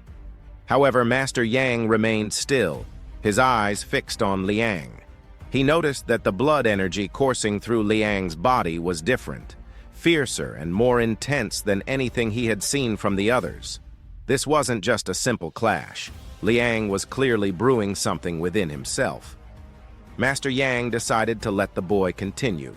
Yan Kai, meanwhile, wasted no time mocking Liang, sneering at what he called a so-called threat. But Liang had no patience for nonsense. What he had issued wasn't a threat. It was a promise, and he had no intention of waiting around. He charged straight at Yan Kai, closing the distance so quickly that even the arrogant fool flinched. Yan Kai hastily barked orders at his goons to handle the situation, but they were no match for Liang. Liang kicked the first attacker aside, dodged a wild punch, and countered with a clean right hook. He then weaved out of the way of a kick from the larger opponent and delivered a punishing blow that knocked the man's teeth out. Liang, however, cared little about these side characters. His real target was Yan Kai, and he was determined to fulfill his promise. Yan Kai, of course, didn't see Liang as a threat. A smug grin played on his lips as he reminded himself that he was at a higher cultivation level than Liang. There was no way, he thought, that some nobody could stand on equal footing with him. The energy dispersing from Liang's body indicated that he was only approaching the skin barrier, a much lesser state than Yan Kai's. That alone should have been enough to scare Liang off, but strangely, it didn't. Not even a little. This threw Yan Kai off balance and he lunged forward, swinging a punch. Leang, however, blocked the punch with ease and retaliated with a kick, followed by a devastating haymaker that sent Yan Kai reeling. Leang didn't stop there. He had made a promise and he was determined to keep it. A brutal uppercut came next, followed by a relentless storm of blows, punches, kicks, and combos that left Yan Kai staggering backward. Each strike chipped away at Yan Kai's false confidence until all that remained was exhaustion. Leang couldn't help but laugh at him. All that talk, only to be beaten down like this. It turned out Yan Kai wasn't so special after all. This realization snapped Yan Kai out of his daze. Being beaten was one thing, but being humiliated by a newbie was something he couldn't stomach. In a desperate move, he whipped out a special item and decided to show some generosity by stabbing Liang straight in the stomach multiple times, for good measure. As he did so, he taunted Liang, reminding him of his fatherless status. Unfortunately for Yan Kai, Liang was built like a tank. Even with multiple wounds, he remained conscious and mobile. When Yan Kai went for another stab, Liang caught the knife with his bare hand as if it were nothing. Before Yan Kai could process what had happened, Liang hit him with another vicious haymaker, sending Yan Kai's head crashing into the ground with enough force to nearly cave it in. Just like that, the arrogant fool was reduced to a crying mess, scrambling for help. He turned to Xiao Huai, desperately pleading for intervention and babbling about sect rules that prohibited disciples from attacking each other in such a manner. This was ironic, coming from someone who had just done the same thing moments earlier. Xiao Huai seemed to consider stepping in, likely out of concern for his father's safety. But before he could act, Master Yang decided he had seen enough. Master Yang sent his sword flying into the ground, and his commanding voice cut through the tension as he ordered everyone to stop. With the fight halted, he wasted no time declaring that the 6 individuals involved, including Yan Kai, were to be exiled from the sect and never allowed to set foot in the martial hall again. As for Xiao Huai, he was to be sent to the confinement room until Master Yang dealt with him personally. Judging by Xiao Huai's expression, he understood exactly what that meant. Meanwhile, Liang sat frozen. In front of him stood the legendary young Dong Shong.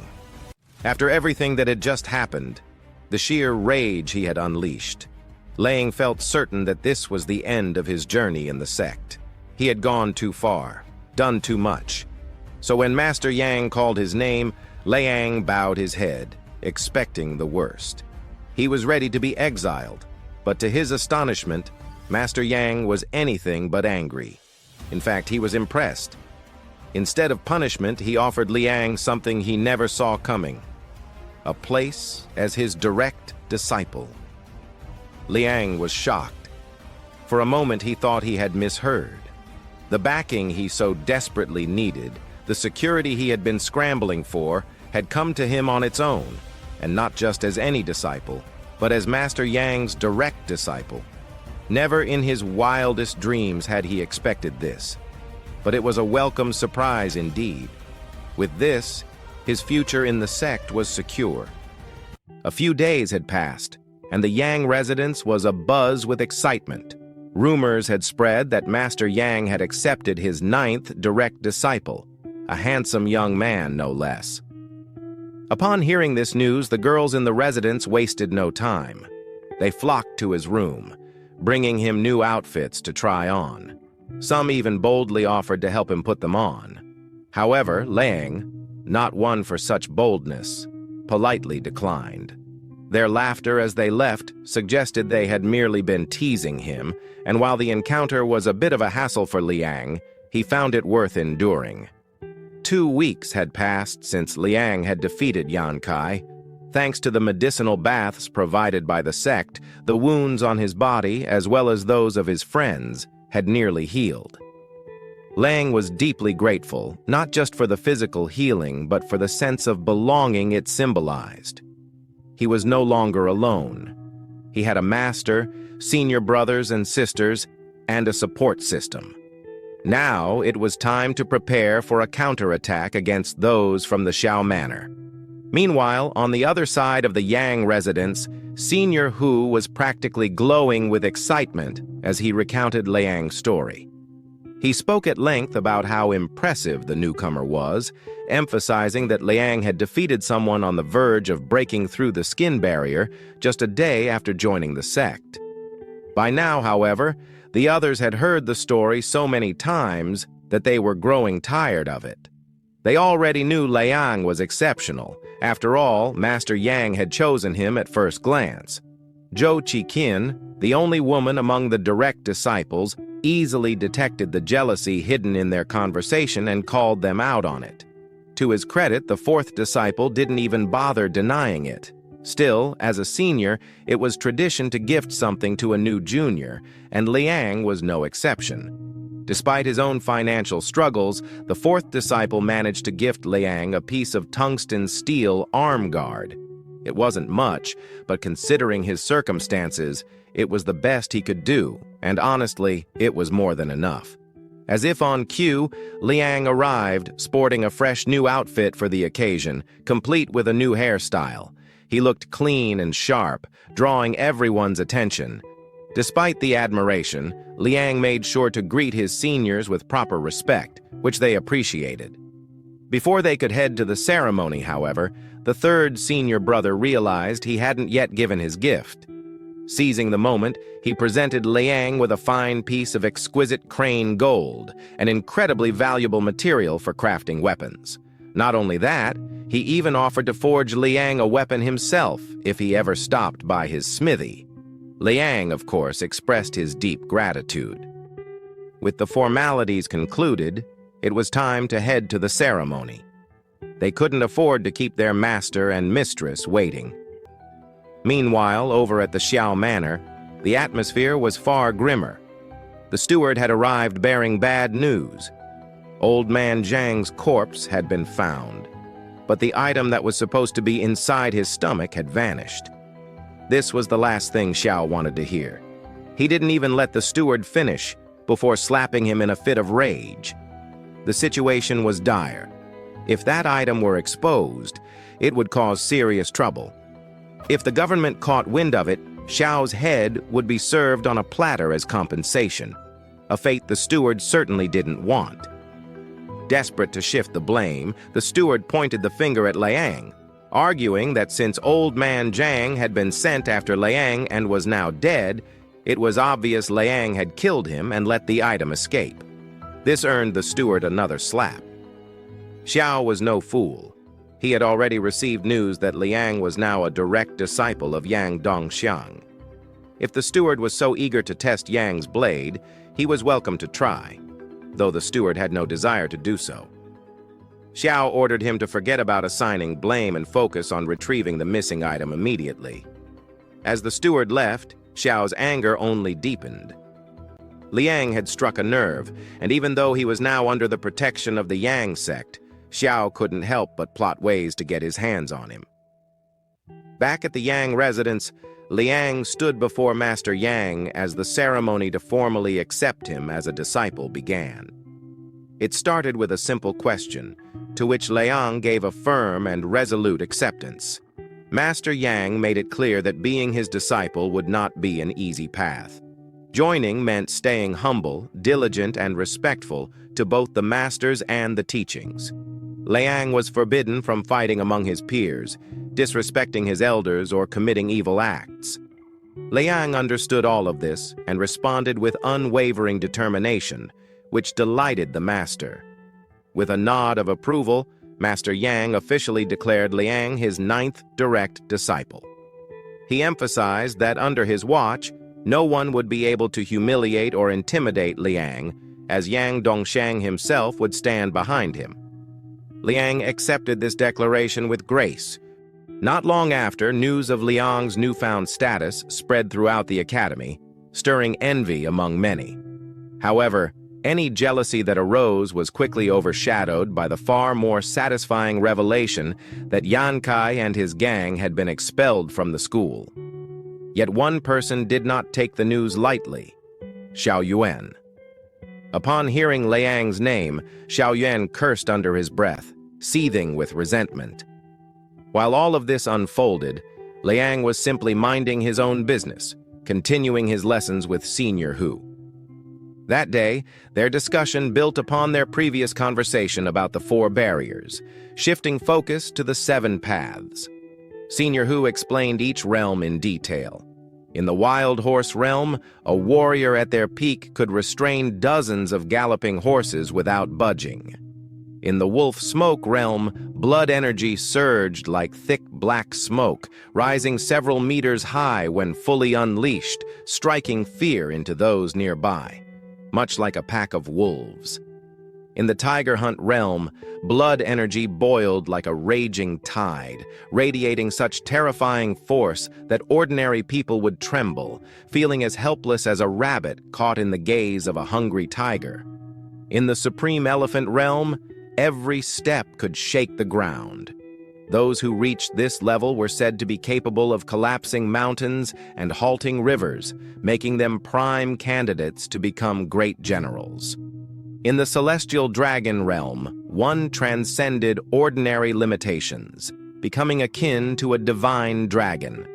Such individuals could leap 3,000 jang in a single bound, soaring among the clouds, and were revered as martial saints of a nation.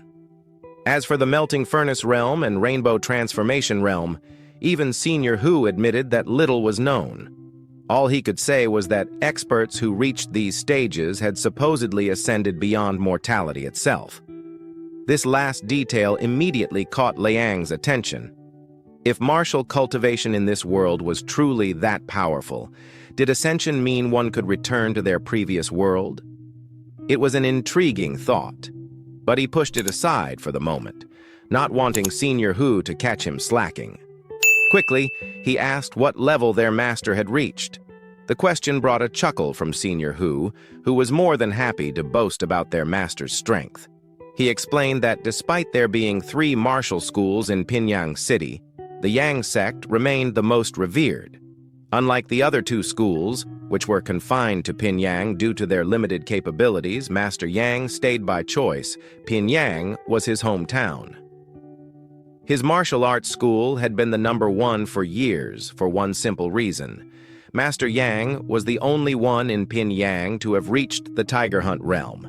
As one might expect, Liang was both surprised and excited by this revelation.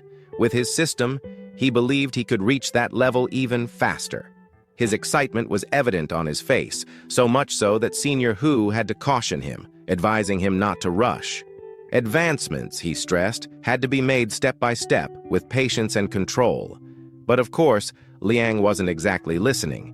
His mind was already racing, thinking about the spiritual fish he needed to capture to break through the first barrier and officially become a martial master.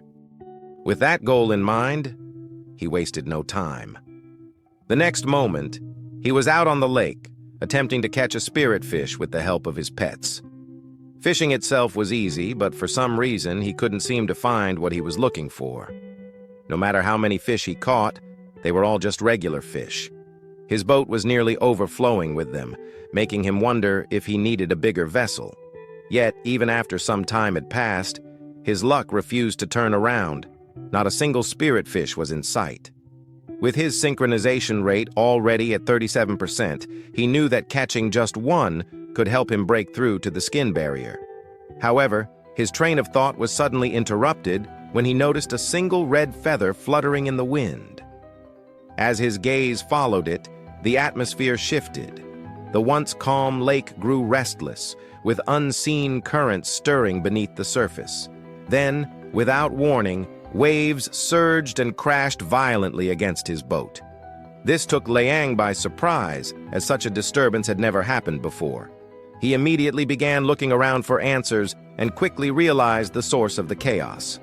Two giant spirit beasts were locked in combat.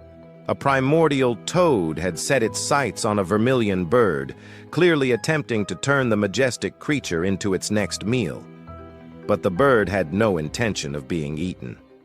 With a furious flap of its wings, it retaliated, sending the massive toad hurtling back into the lake. The impact was so powerful that it created a massive wave, one large enough to shatter Leang's boat into pieces.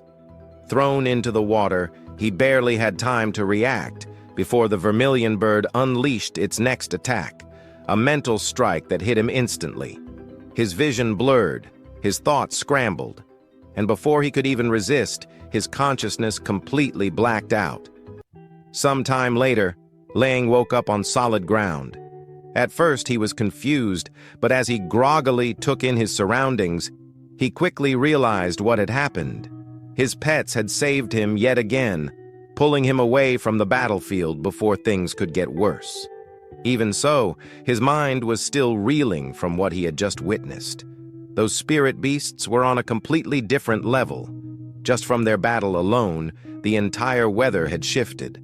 A full-blown tornado now raged in the middle of the lake, created by the sheer force of their clash.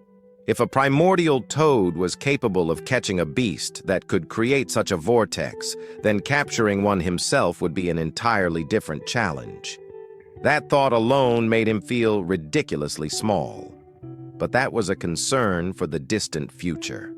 For now, he still hadn't caught the one fish he actually needed. To make things worse, his boat was destroyed, and all the fish he had caught so far were gone. His progress was completely delayed, which was frustrating to say the least. With a heavy sigh, he decided to take a break before his irritation got the best of him. Just as he was about to resign himself to his bad luck, something unexpected happened. His lazy crocodile, who was usually too sluggish to be of any use, had actually come through when it mattered most. While Leang had been knocked out, it had somehow managed to catch a spirit fish. And just like that, things weren't so bad after all. With this, he could finally break through the skin barrier and grow stronger. Leang went straight to his house and immediately began cultivating blood energy. Blood energy, he reflected, was a manifestation of a martial artist's physical strength. However, possessing strong blood energy alone did not equate to power. Rather, it was because their physical constitution was robust enough that they could condense sufficient blood energy. Blood energy was not the cause of strength, but the result. Yet, this result, in turn, reinforced the cause, creating a positive cycle that grew endlessly. With Senior Hu's guidance and the resources provided, Leang felt confident in his ability to progress. This confidence was further bolstered after he received a concentration incense, a rare aid that helped martial artists break through their gates more easily. The key to breaking through the Pi Gate and becoming a martial artist lay in tempering the blood energy in the chest. Each time Leang trained his blood energy, he replenished it with fish meat. Despite this, After 38 attempts, he still felt he was just a little short of achieving his goal. It was then that he recalled another piece of advice from Senior Hu. Another key to breaking through the Pi Gate was to use qi and blood inner force to stimulate the body's fascia and skin, achieving the effect of skin refinement. Qi and blood referred to the energy one felt in their chest when practicing martial arts. It was the essence condensed by the human body, the very root of life. When a martial artist could sense a warm current flowing from their chest, merging with their blood energy, this qi would begin to move. It would spread toward the limbs and bones, and finally, when it reached the fascia and skin, it would transform into a surge of heat. That was skin refinement. Indeed, Leang could feel that he was close, but unfortunately, it still wasn't enough. This was already his 40th attempt, and he was still a little short. Frustrated, he turned to his system for answers. There, he noticed that his synchronization was only at 49%. It seemed logical to assume that once he hit 50%, something major would change within him, allowing him to finally reach the next stage of his cultivation. However, raising his synchronization now was easier said than done. The fish meat he had stored was already gone, and the lotus roots barely had any effect on him anymore. It appeared he had no choice but to head back down and catch another mystic fish. To his surprise, Leang had taken much longer than expected, and by the time he realized it, morning had already arrived. Before he could even get out of bed, someone was knocking on his door. It turned out to be Giachang and Libo's fathers. Since they had seen him come home late the night before, they wanted to ask if he had seen their sons. Apparently, the two hadn't been home for 2 days, and their parents were starting to get worried. They weren't sure if their kids were still at the martial hall or if they had wandered off somewhere, messing around again. Leang reassured them, explaining that there was no need to worry. The three of them had performed well and caught the attention of the martial instructors, who had specifically set aside a room for them in the courtyard. As a result, they had been staying there, focusing on their training. As one might expect, their fathers were both delighted and proud. It truly sounded like their sons, and it seemed like Yi Shixing City had produced a few martial artists after all.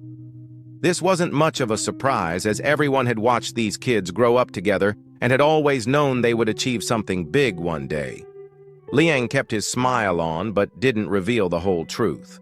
The real reason Jichang and Libo hadn't returned with him was that they were too scared to go back. Their injuries hadn't fully healed yet, and they didn't want their parents to worry for nothing. With that matter settled, the uncles revealed another reason for their visit. They had come to remind Leang that the village was organizing another river god sacrificial ceremony. This caught Leang by surprise. He definitely remembered this custom, but they had already held one just 3 months ago. Normally, the next ceremony shouldn't have been for another year. However, this time was different. According to the villagers, the river god had shown a divine sign the previous day. The river god had leaped out of the water and caught a flaming giant bird that had shattered the sky. The moment Leang heard this, he immediately realized what they were talking about: the river-eating toad. He had seen it, and it truly had been an epic sight. Instead of refuting their claims, he simply promised to contribute some money and take part when the time came. This was all the uncles needed to hear, as they were already running low on offerings and needed all the help they could get. Satisfied, they left. A little while later, Leang continued his training inside the Lotus Cave, going all out against his 2 beasts. Previously, he could barely win against just one, but now he was fighting both at once, effortlessly maneuvering through the water. This improvement was thanks to the increase in his fusion level. Moreover, the force of the water flow he could control was approximately 150 kilo, which could be compressed into 10 liters of water to be unleashed. This meant each liter was equivalent to 15 kilos of force. At this point, his strength underwater had already surpassed the Pi Gate. If he had to guess, He could probably take on 4 Yankai with ease. With this level of control, he could even form a water blade inside the water itself. However, it was still a work in progress, as it wasn't strong enough to do anything to his pets yet.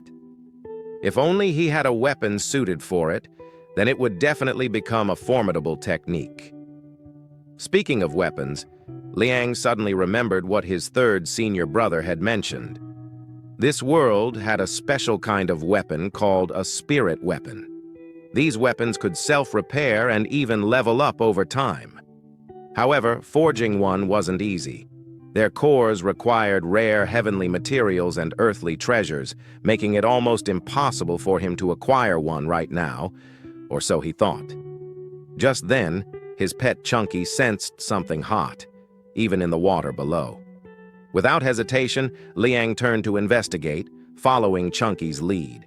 Soon, he discovered an item buried beneath the rubble, still bubbling with energy. To his surprise, it was a feather, the very same vermilion bird feather from the other day. Just from its aura alone, it was obvious this wasn't ordinary. It looked special, and this might just be the very thing he had been looking for. Since Leang was already planning to visit his third senior brother to select a weapon, he decided to bring the feather along and inquire about it as well. A short while later, Leang arrived at Pingyang County. As usual, the area was vibrant and bustling with activity. However, before he could reach his brother's smithy, something unusual caught his attention. A thick column of black smoke rising in the distance. It appeared to be coming from somewhere near Pingyang County. This was not a common sight, so Leang made a mental note to ask his brother about it later. Upon arriving at the smithy, however, Leang completely forgot about the smoke, as the item he carried was far more important. Just as he had anticipated, his brother immediately recognized it. The feather was a real treasure known as the Crimson Fire Molt Feather.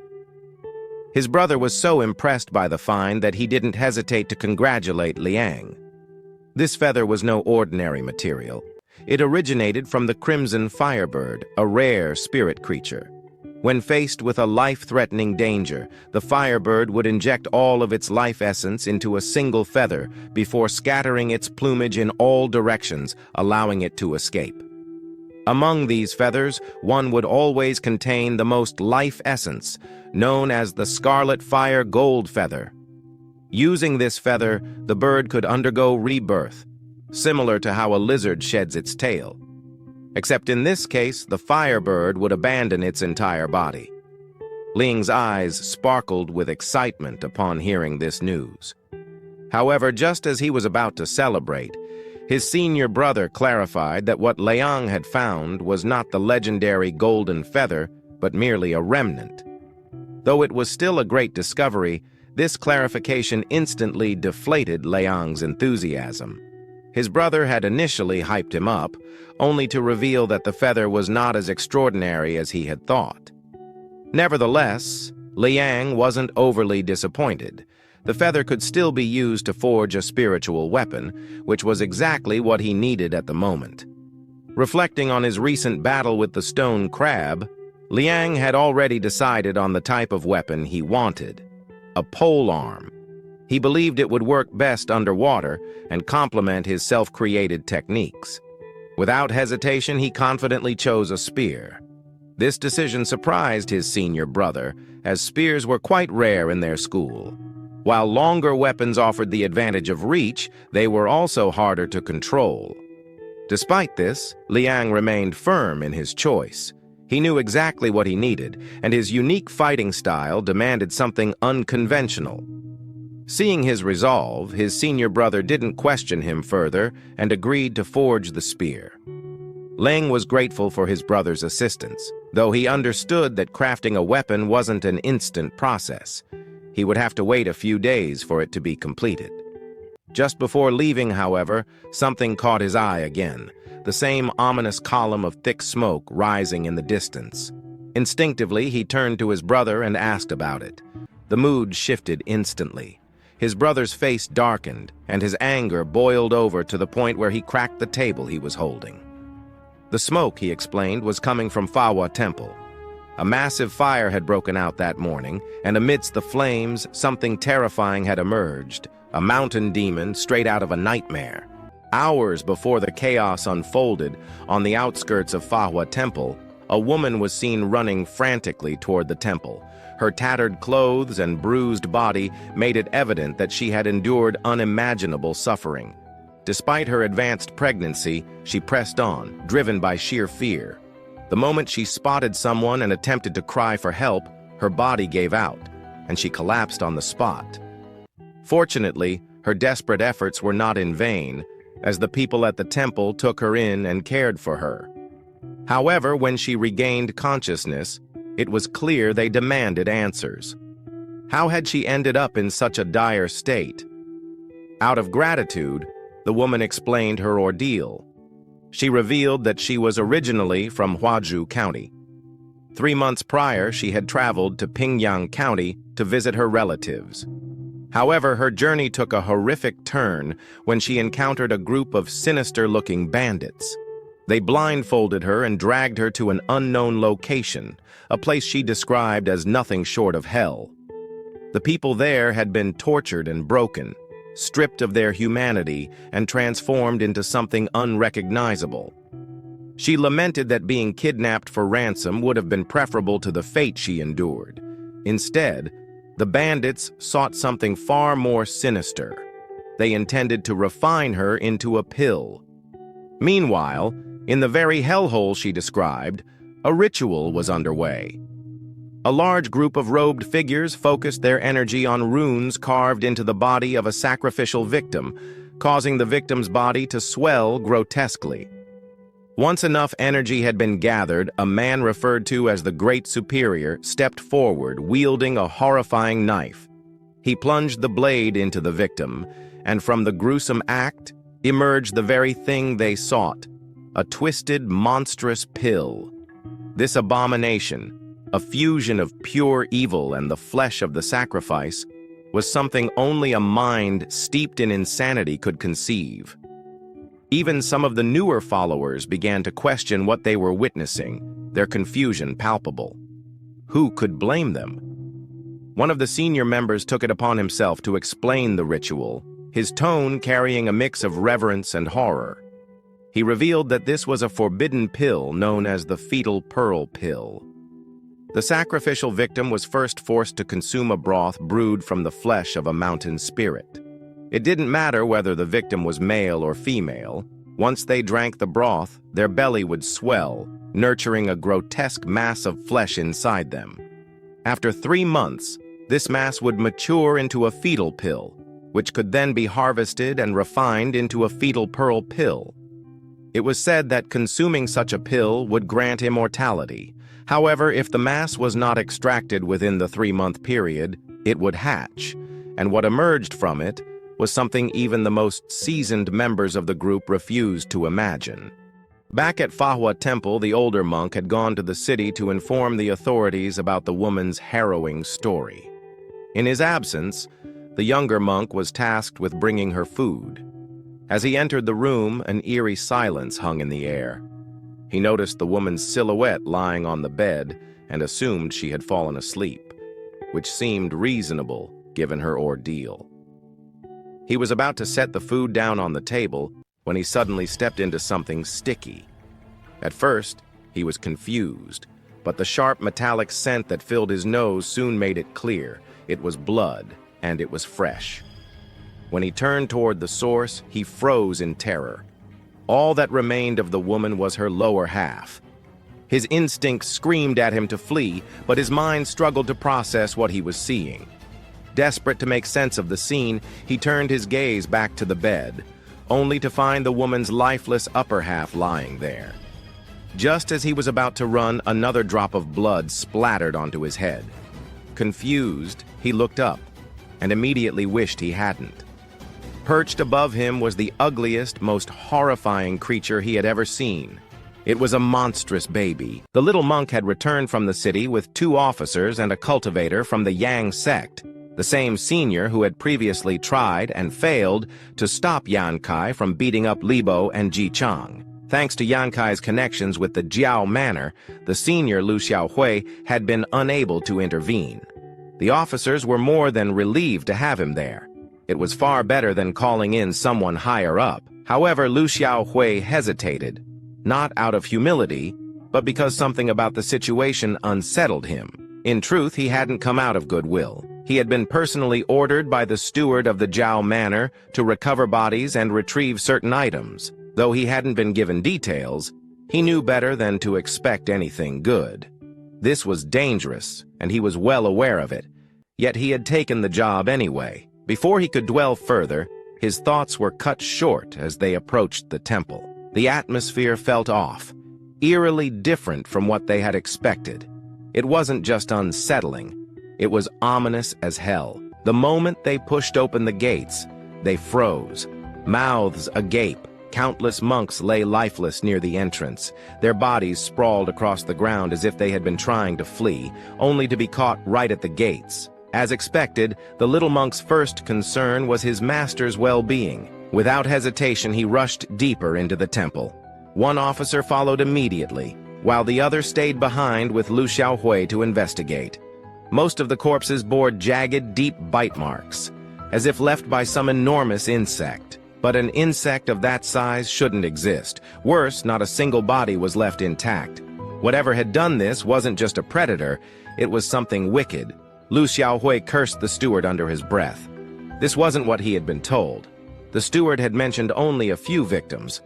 But this was a massacre. Before he could process it further, the officer beside him noticed something. A prominent blood stain smeared across the floor. Judging by the trail, the bodies had been dragged to one particular place. The realization sent a chill through them. Without a word, they followed the trail, leading them straight to where the little monk and the other officer had gone. The moment they stepped inside, their breath caught in their throats. Their expressions mirrored the little monk's horror. Before them lay a waking nightmare. The corpses had been piled and woven together, twisted and fused into a grotesque nest. And sitting atop that macabre structure was something even worse, an enormous egg, but not of any natural kind. It was made of flesh, a pulsating, blood-slicked mass of tangled muscle and sinew, contorted in ways that defied nature. It was something no sane mind could have imagined, even in their worst nightmares. Before they could process it, the door behind them slammed shut. The nearest officer reacted instantly, throwing his weight against it. But no matter how hard he pushed, it wouldn't budge. It was as if something or someone was holding it shut from the outside. He shouted, demanding whoever was out there to open the damn door. But Lu Xiaohui barely spared the door a glance. He told the officer to stop worrying about it and focus on what truly mattered. The egg, because it was about to hatch, and whatever came out of it wasn't something they could afford to underestimate. These were mountain demon eggs, the mark of the Mother Phantom sect. That revelation alone sent a shiver down the officer's spine. That sect should have died with the remnants of the ancient dynasty. And yet, here was proof that something far worse had survived. It was said that when a mountain demon hatched and absorbed enough blood and flesh, it would prepare for its second phase. By the looks of it, the nest was ready. The egg wasn't just hatching, it was evolving. What would emerge would already be at the unbridled stallion stage, something that could tear through them without effort. As if on cue, the thing they dreaded finally happened.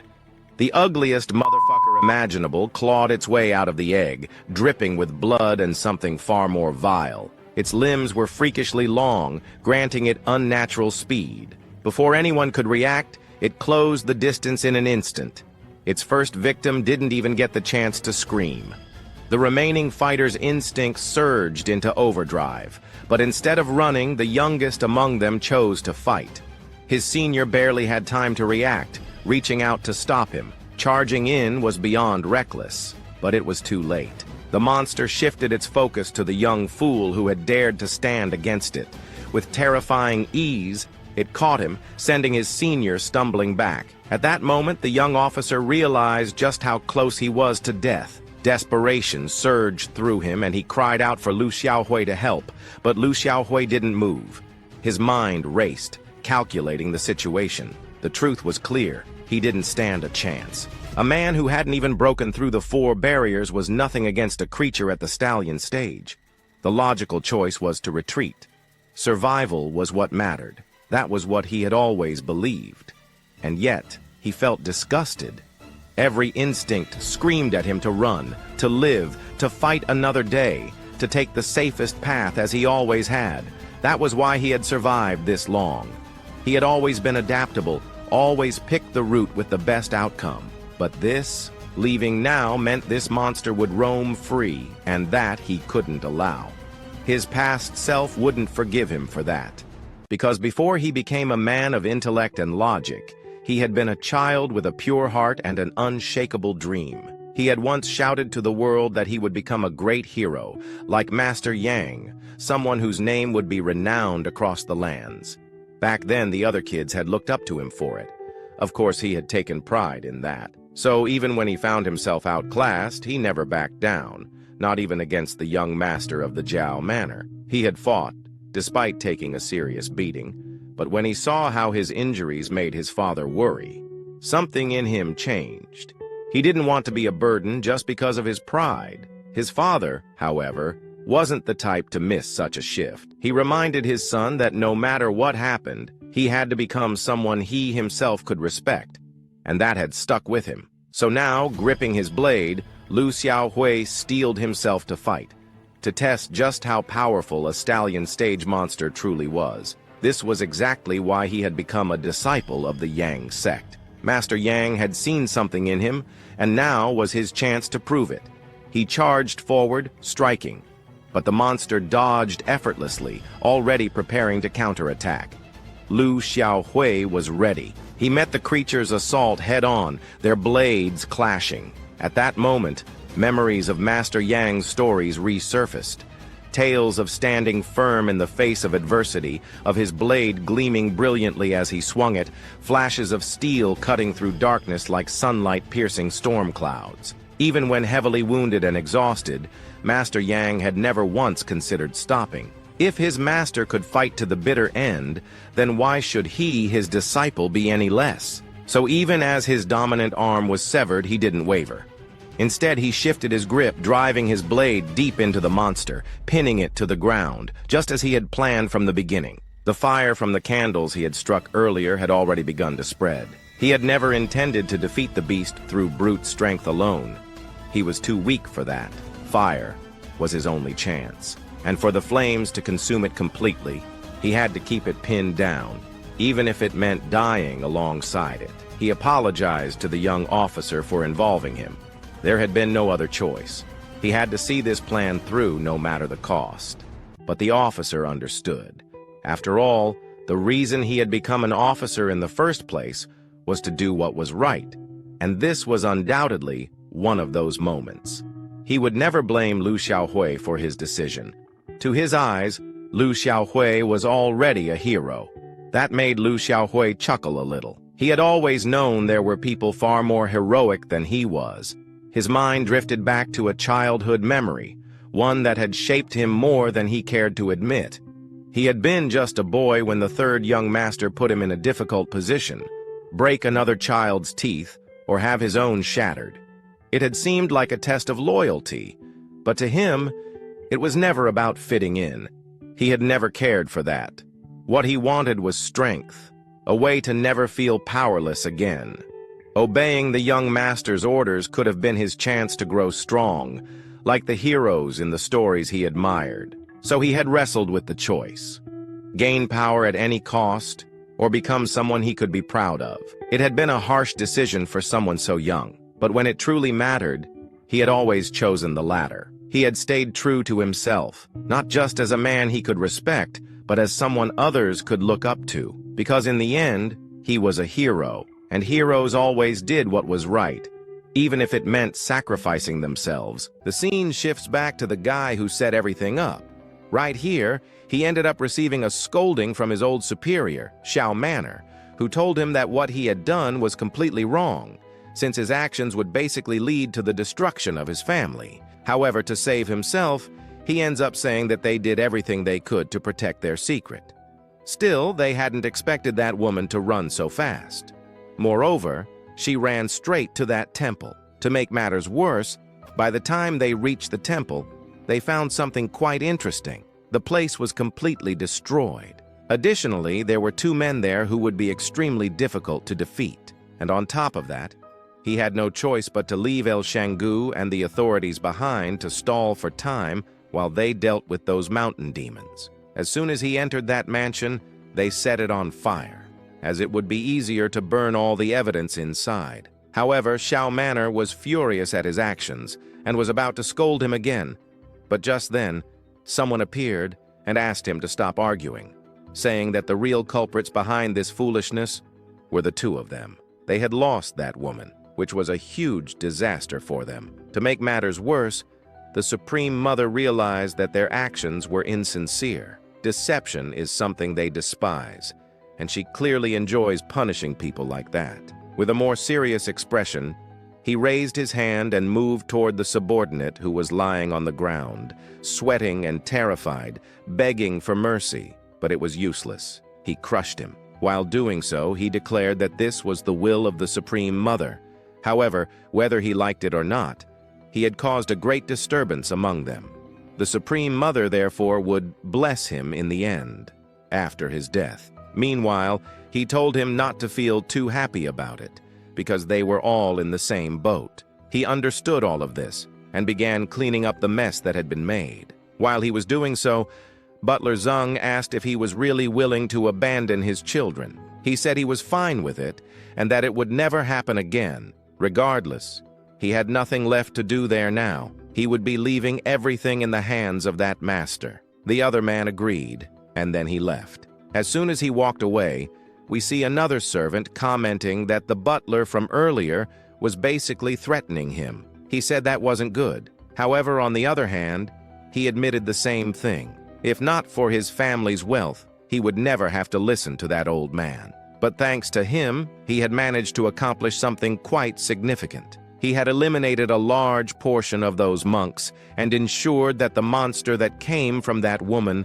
was feeding on those men. Everything was going exactly as they had planned. Now that everything was going perfectly, he only needed to find a way to escape from any potential complications. Once the situation at the Fan Huan Temple was resolved, he would be able to flee to the Huang Temple. He had a base in that territory and could live there for a long time, possibly even achieving immortality. To make things even better, he could live a peaceful life without Yang interfering in his personal affairs. Moreover, if they didn't want to be controlled by Dan, they would have to minimize the damage caused before. That was the best path to follow. While he was saying this, our scene shifted to another location. Leang reflected that he had never expected Lucha's story to end this way. However, according to Libo, he was one of the people who fought for his life that day. He seemed like a decent person. Yet according to his older brother, the school had never received any official requests from the authorities about that day. But he also wondered why, especially in relation to the Fan Huan Temple. Knowing it was all a scheme by some individuals, he realized that this world was truly cruel. Even so, he simply thought that maybe that monster outside had already been exterminated, until someone called out to him. He wondered if he was really back, and when he saw who was calling him, he recognized him as Uncle Shen. He started wondering what was going on. Uncle Shen told him that he should go home, as he needed to see something with his own eyes. There was a large crowd gathered at the entrance of his house. Hearing this, he simply walked toward the front door. As he walked, the mountain trembled beneath him, and he observed the entire scene below. But suddenly, a mysterious hand appeared and crushed a centipede. Meanwhile, someone was calling for immortality, while another was calling for Liang. The monster that crushed the centipede merely grabbed it and devoured it. As this happened, the scene transitioned to yet another location. Someone remarked that, according to the great men who had lived in this world, this was essentially the dilemma. In order to become stronger, one must undergo immense suffering and sadness. The greater the suffering, the greater the strength. While discussing this, we heard some noises. Meanwhile, the scene shifts to another location where someone else is saying the exact same thing. As he spoke about suffering being the foundation of everything, something essential to becoming a good boy in the future, the boy beneath him did not quite agree. After all, he was pleading for it to stop, as he had already been there for half an hour, receiving some kind of punishment for some reason.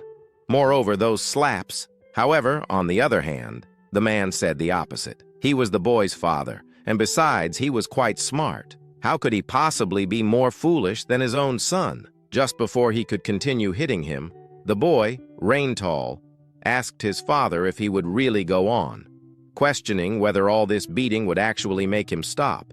The father became increasingly irritated with his son, deciding now to beat him to death. While that boy was getting just a little beaten up, we cut to another location. A woman comments that the boy really came all the way here, but she also didn't know that this guy would develop so much in the past. That boy always knocked on her door asking for food, and out of kindness, she ended up lending him just a single grain of rice. That left her quite surprised.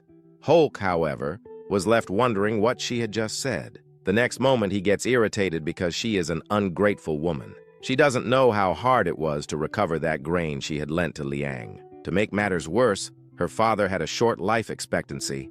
Upon hearing all of this, she simply asked him to calm down, but now he changed the subject, telling her to stop because Clip Rally was already arriving. As it arrived, we then found that same guy from before still beating his son. He commented that he would make him the strongest in Moran no matter what. However, Leang wondered what was going on. After all, this was happening right at the door of his house. At the moment when they finally encountered Leang, old Tunata stopped hitting the boy. Once he stopped, he got up and only then walked toward Leang, pressing his palms together. He was quite surprised that his nephew Leang had just returned. Now, with a rat-like face, he commented that Leang was truly the most powerful person in this life. After all, he had managed to balance everything to the point of personally becoming one of Master Yang's personal disciples. Upon hearing this, another person asked, "Master Yang? Master Yang from the martial school?" He was a renowned man, known as a great hero. A personal disciple? This meant that he had truly bowed and acknowledged him as a master. Half son, half father. Wade then joined the martial school, and Yang as well. Even the county magistrate had to show respect to the old Master Yang. This left the other onlookers completely stunned. After all, if the county magistrate had to bow to someone like him, that meant something significant. They then felt proud but quickly changed the subject. They commented that our hero would be more than welcome here. At the same time, they started wondering how old he was. Another person, with an even more rat-like face, commented that she knew from the beginning that Leang had immense potential. However, everything was interrupted when someone started saying that his son had done something so disgraceful to their family. He then approached Leang, and now that he was close, he gave Leang the honor of beating his son nearly to death. He could do it. He could do whatever he wanted because no one would stop him. At that moment, hearing this, he became interested. Since he was allowed to do it, he grabbed a rod and approached. As he got closer, he said he held no grudges, but a man couldn't live holding on to too much resentment for too long. And to make matters worse, he also wanted to live a long life. Knowing that Leang was about to start beating him, the man regretted what he had done and admitted his mistakes. In the heat of the moment, he declared that he would become Leang's servant. No, not a servant. "You're my little horse," Leang corrected him. The man only asked for one thing, to be spared after this humiliation. In response, Leang took the staff and threw it away, saying he would leave it for another time, or perhaps never. At that moment, he went far, perhaps too far. He had other things to do now. However, as he was about to leave, he was interrupted by some men who were still tied up. He became angry at his father because he still wanted to beat him more. However, his own father approached and told his nephew Leang that he was not so generous but also should not be ungrateful. So, to avoid being too ungrateful, he would offer him 2,000 yuan silver coins. The moment he mentioned this, everyone was shocked. After all, he was offering our hero 2,000 yuan silver coins, leaving everyone completely astonished. He found so many coins in life, and also that a guy didn't find them? It was the same one from before. the one who either gave or wanted to refuse some things to Leang. He comments that everyone should leave since Leang was one of his true nephews, so the gift should be given to him right there. And as soon as everyone sees it, they start pointing out some things about him. He even tells him to be ashamed because when Wade was practically starving, he was the first to shut the doors on him. That was exactly how it was. And now that he's making the best money, he's showing up in front of everyone, trying to take the money for himself. At that moment, he turns to his nephew and asks himself, "Who is this guy?" Leang, on the other hand, responds that he doesn't know. In the benefactor's memory, this was the ungrateful uncle who was never really family, just a leech who took advantage of others. And even if he insisted on doing something, nothing would change in that village. It was basically the festival of the river god. So he offers that guy one of those with plenty of coins to pay off all the debts. After all, he has a lot of money, and everyone in the village must be making an effort to pay at least one silver coin. And since he was already thinking about it, he asks for a porridge stall to be set up somewhere because in a few days, there will be plenty of beggars wandering around that village. Then he turns and heads toward his house, and everyone behind him starts praising Leang. Now that it's all over, we see him commenting that the last time at the martial arts school, he practiced some skin refinements.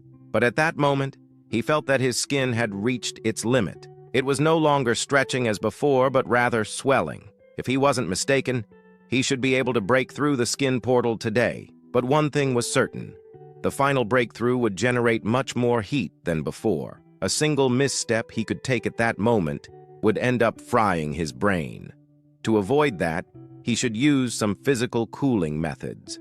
Now he could finally advance in his cultivation,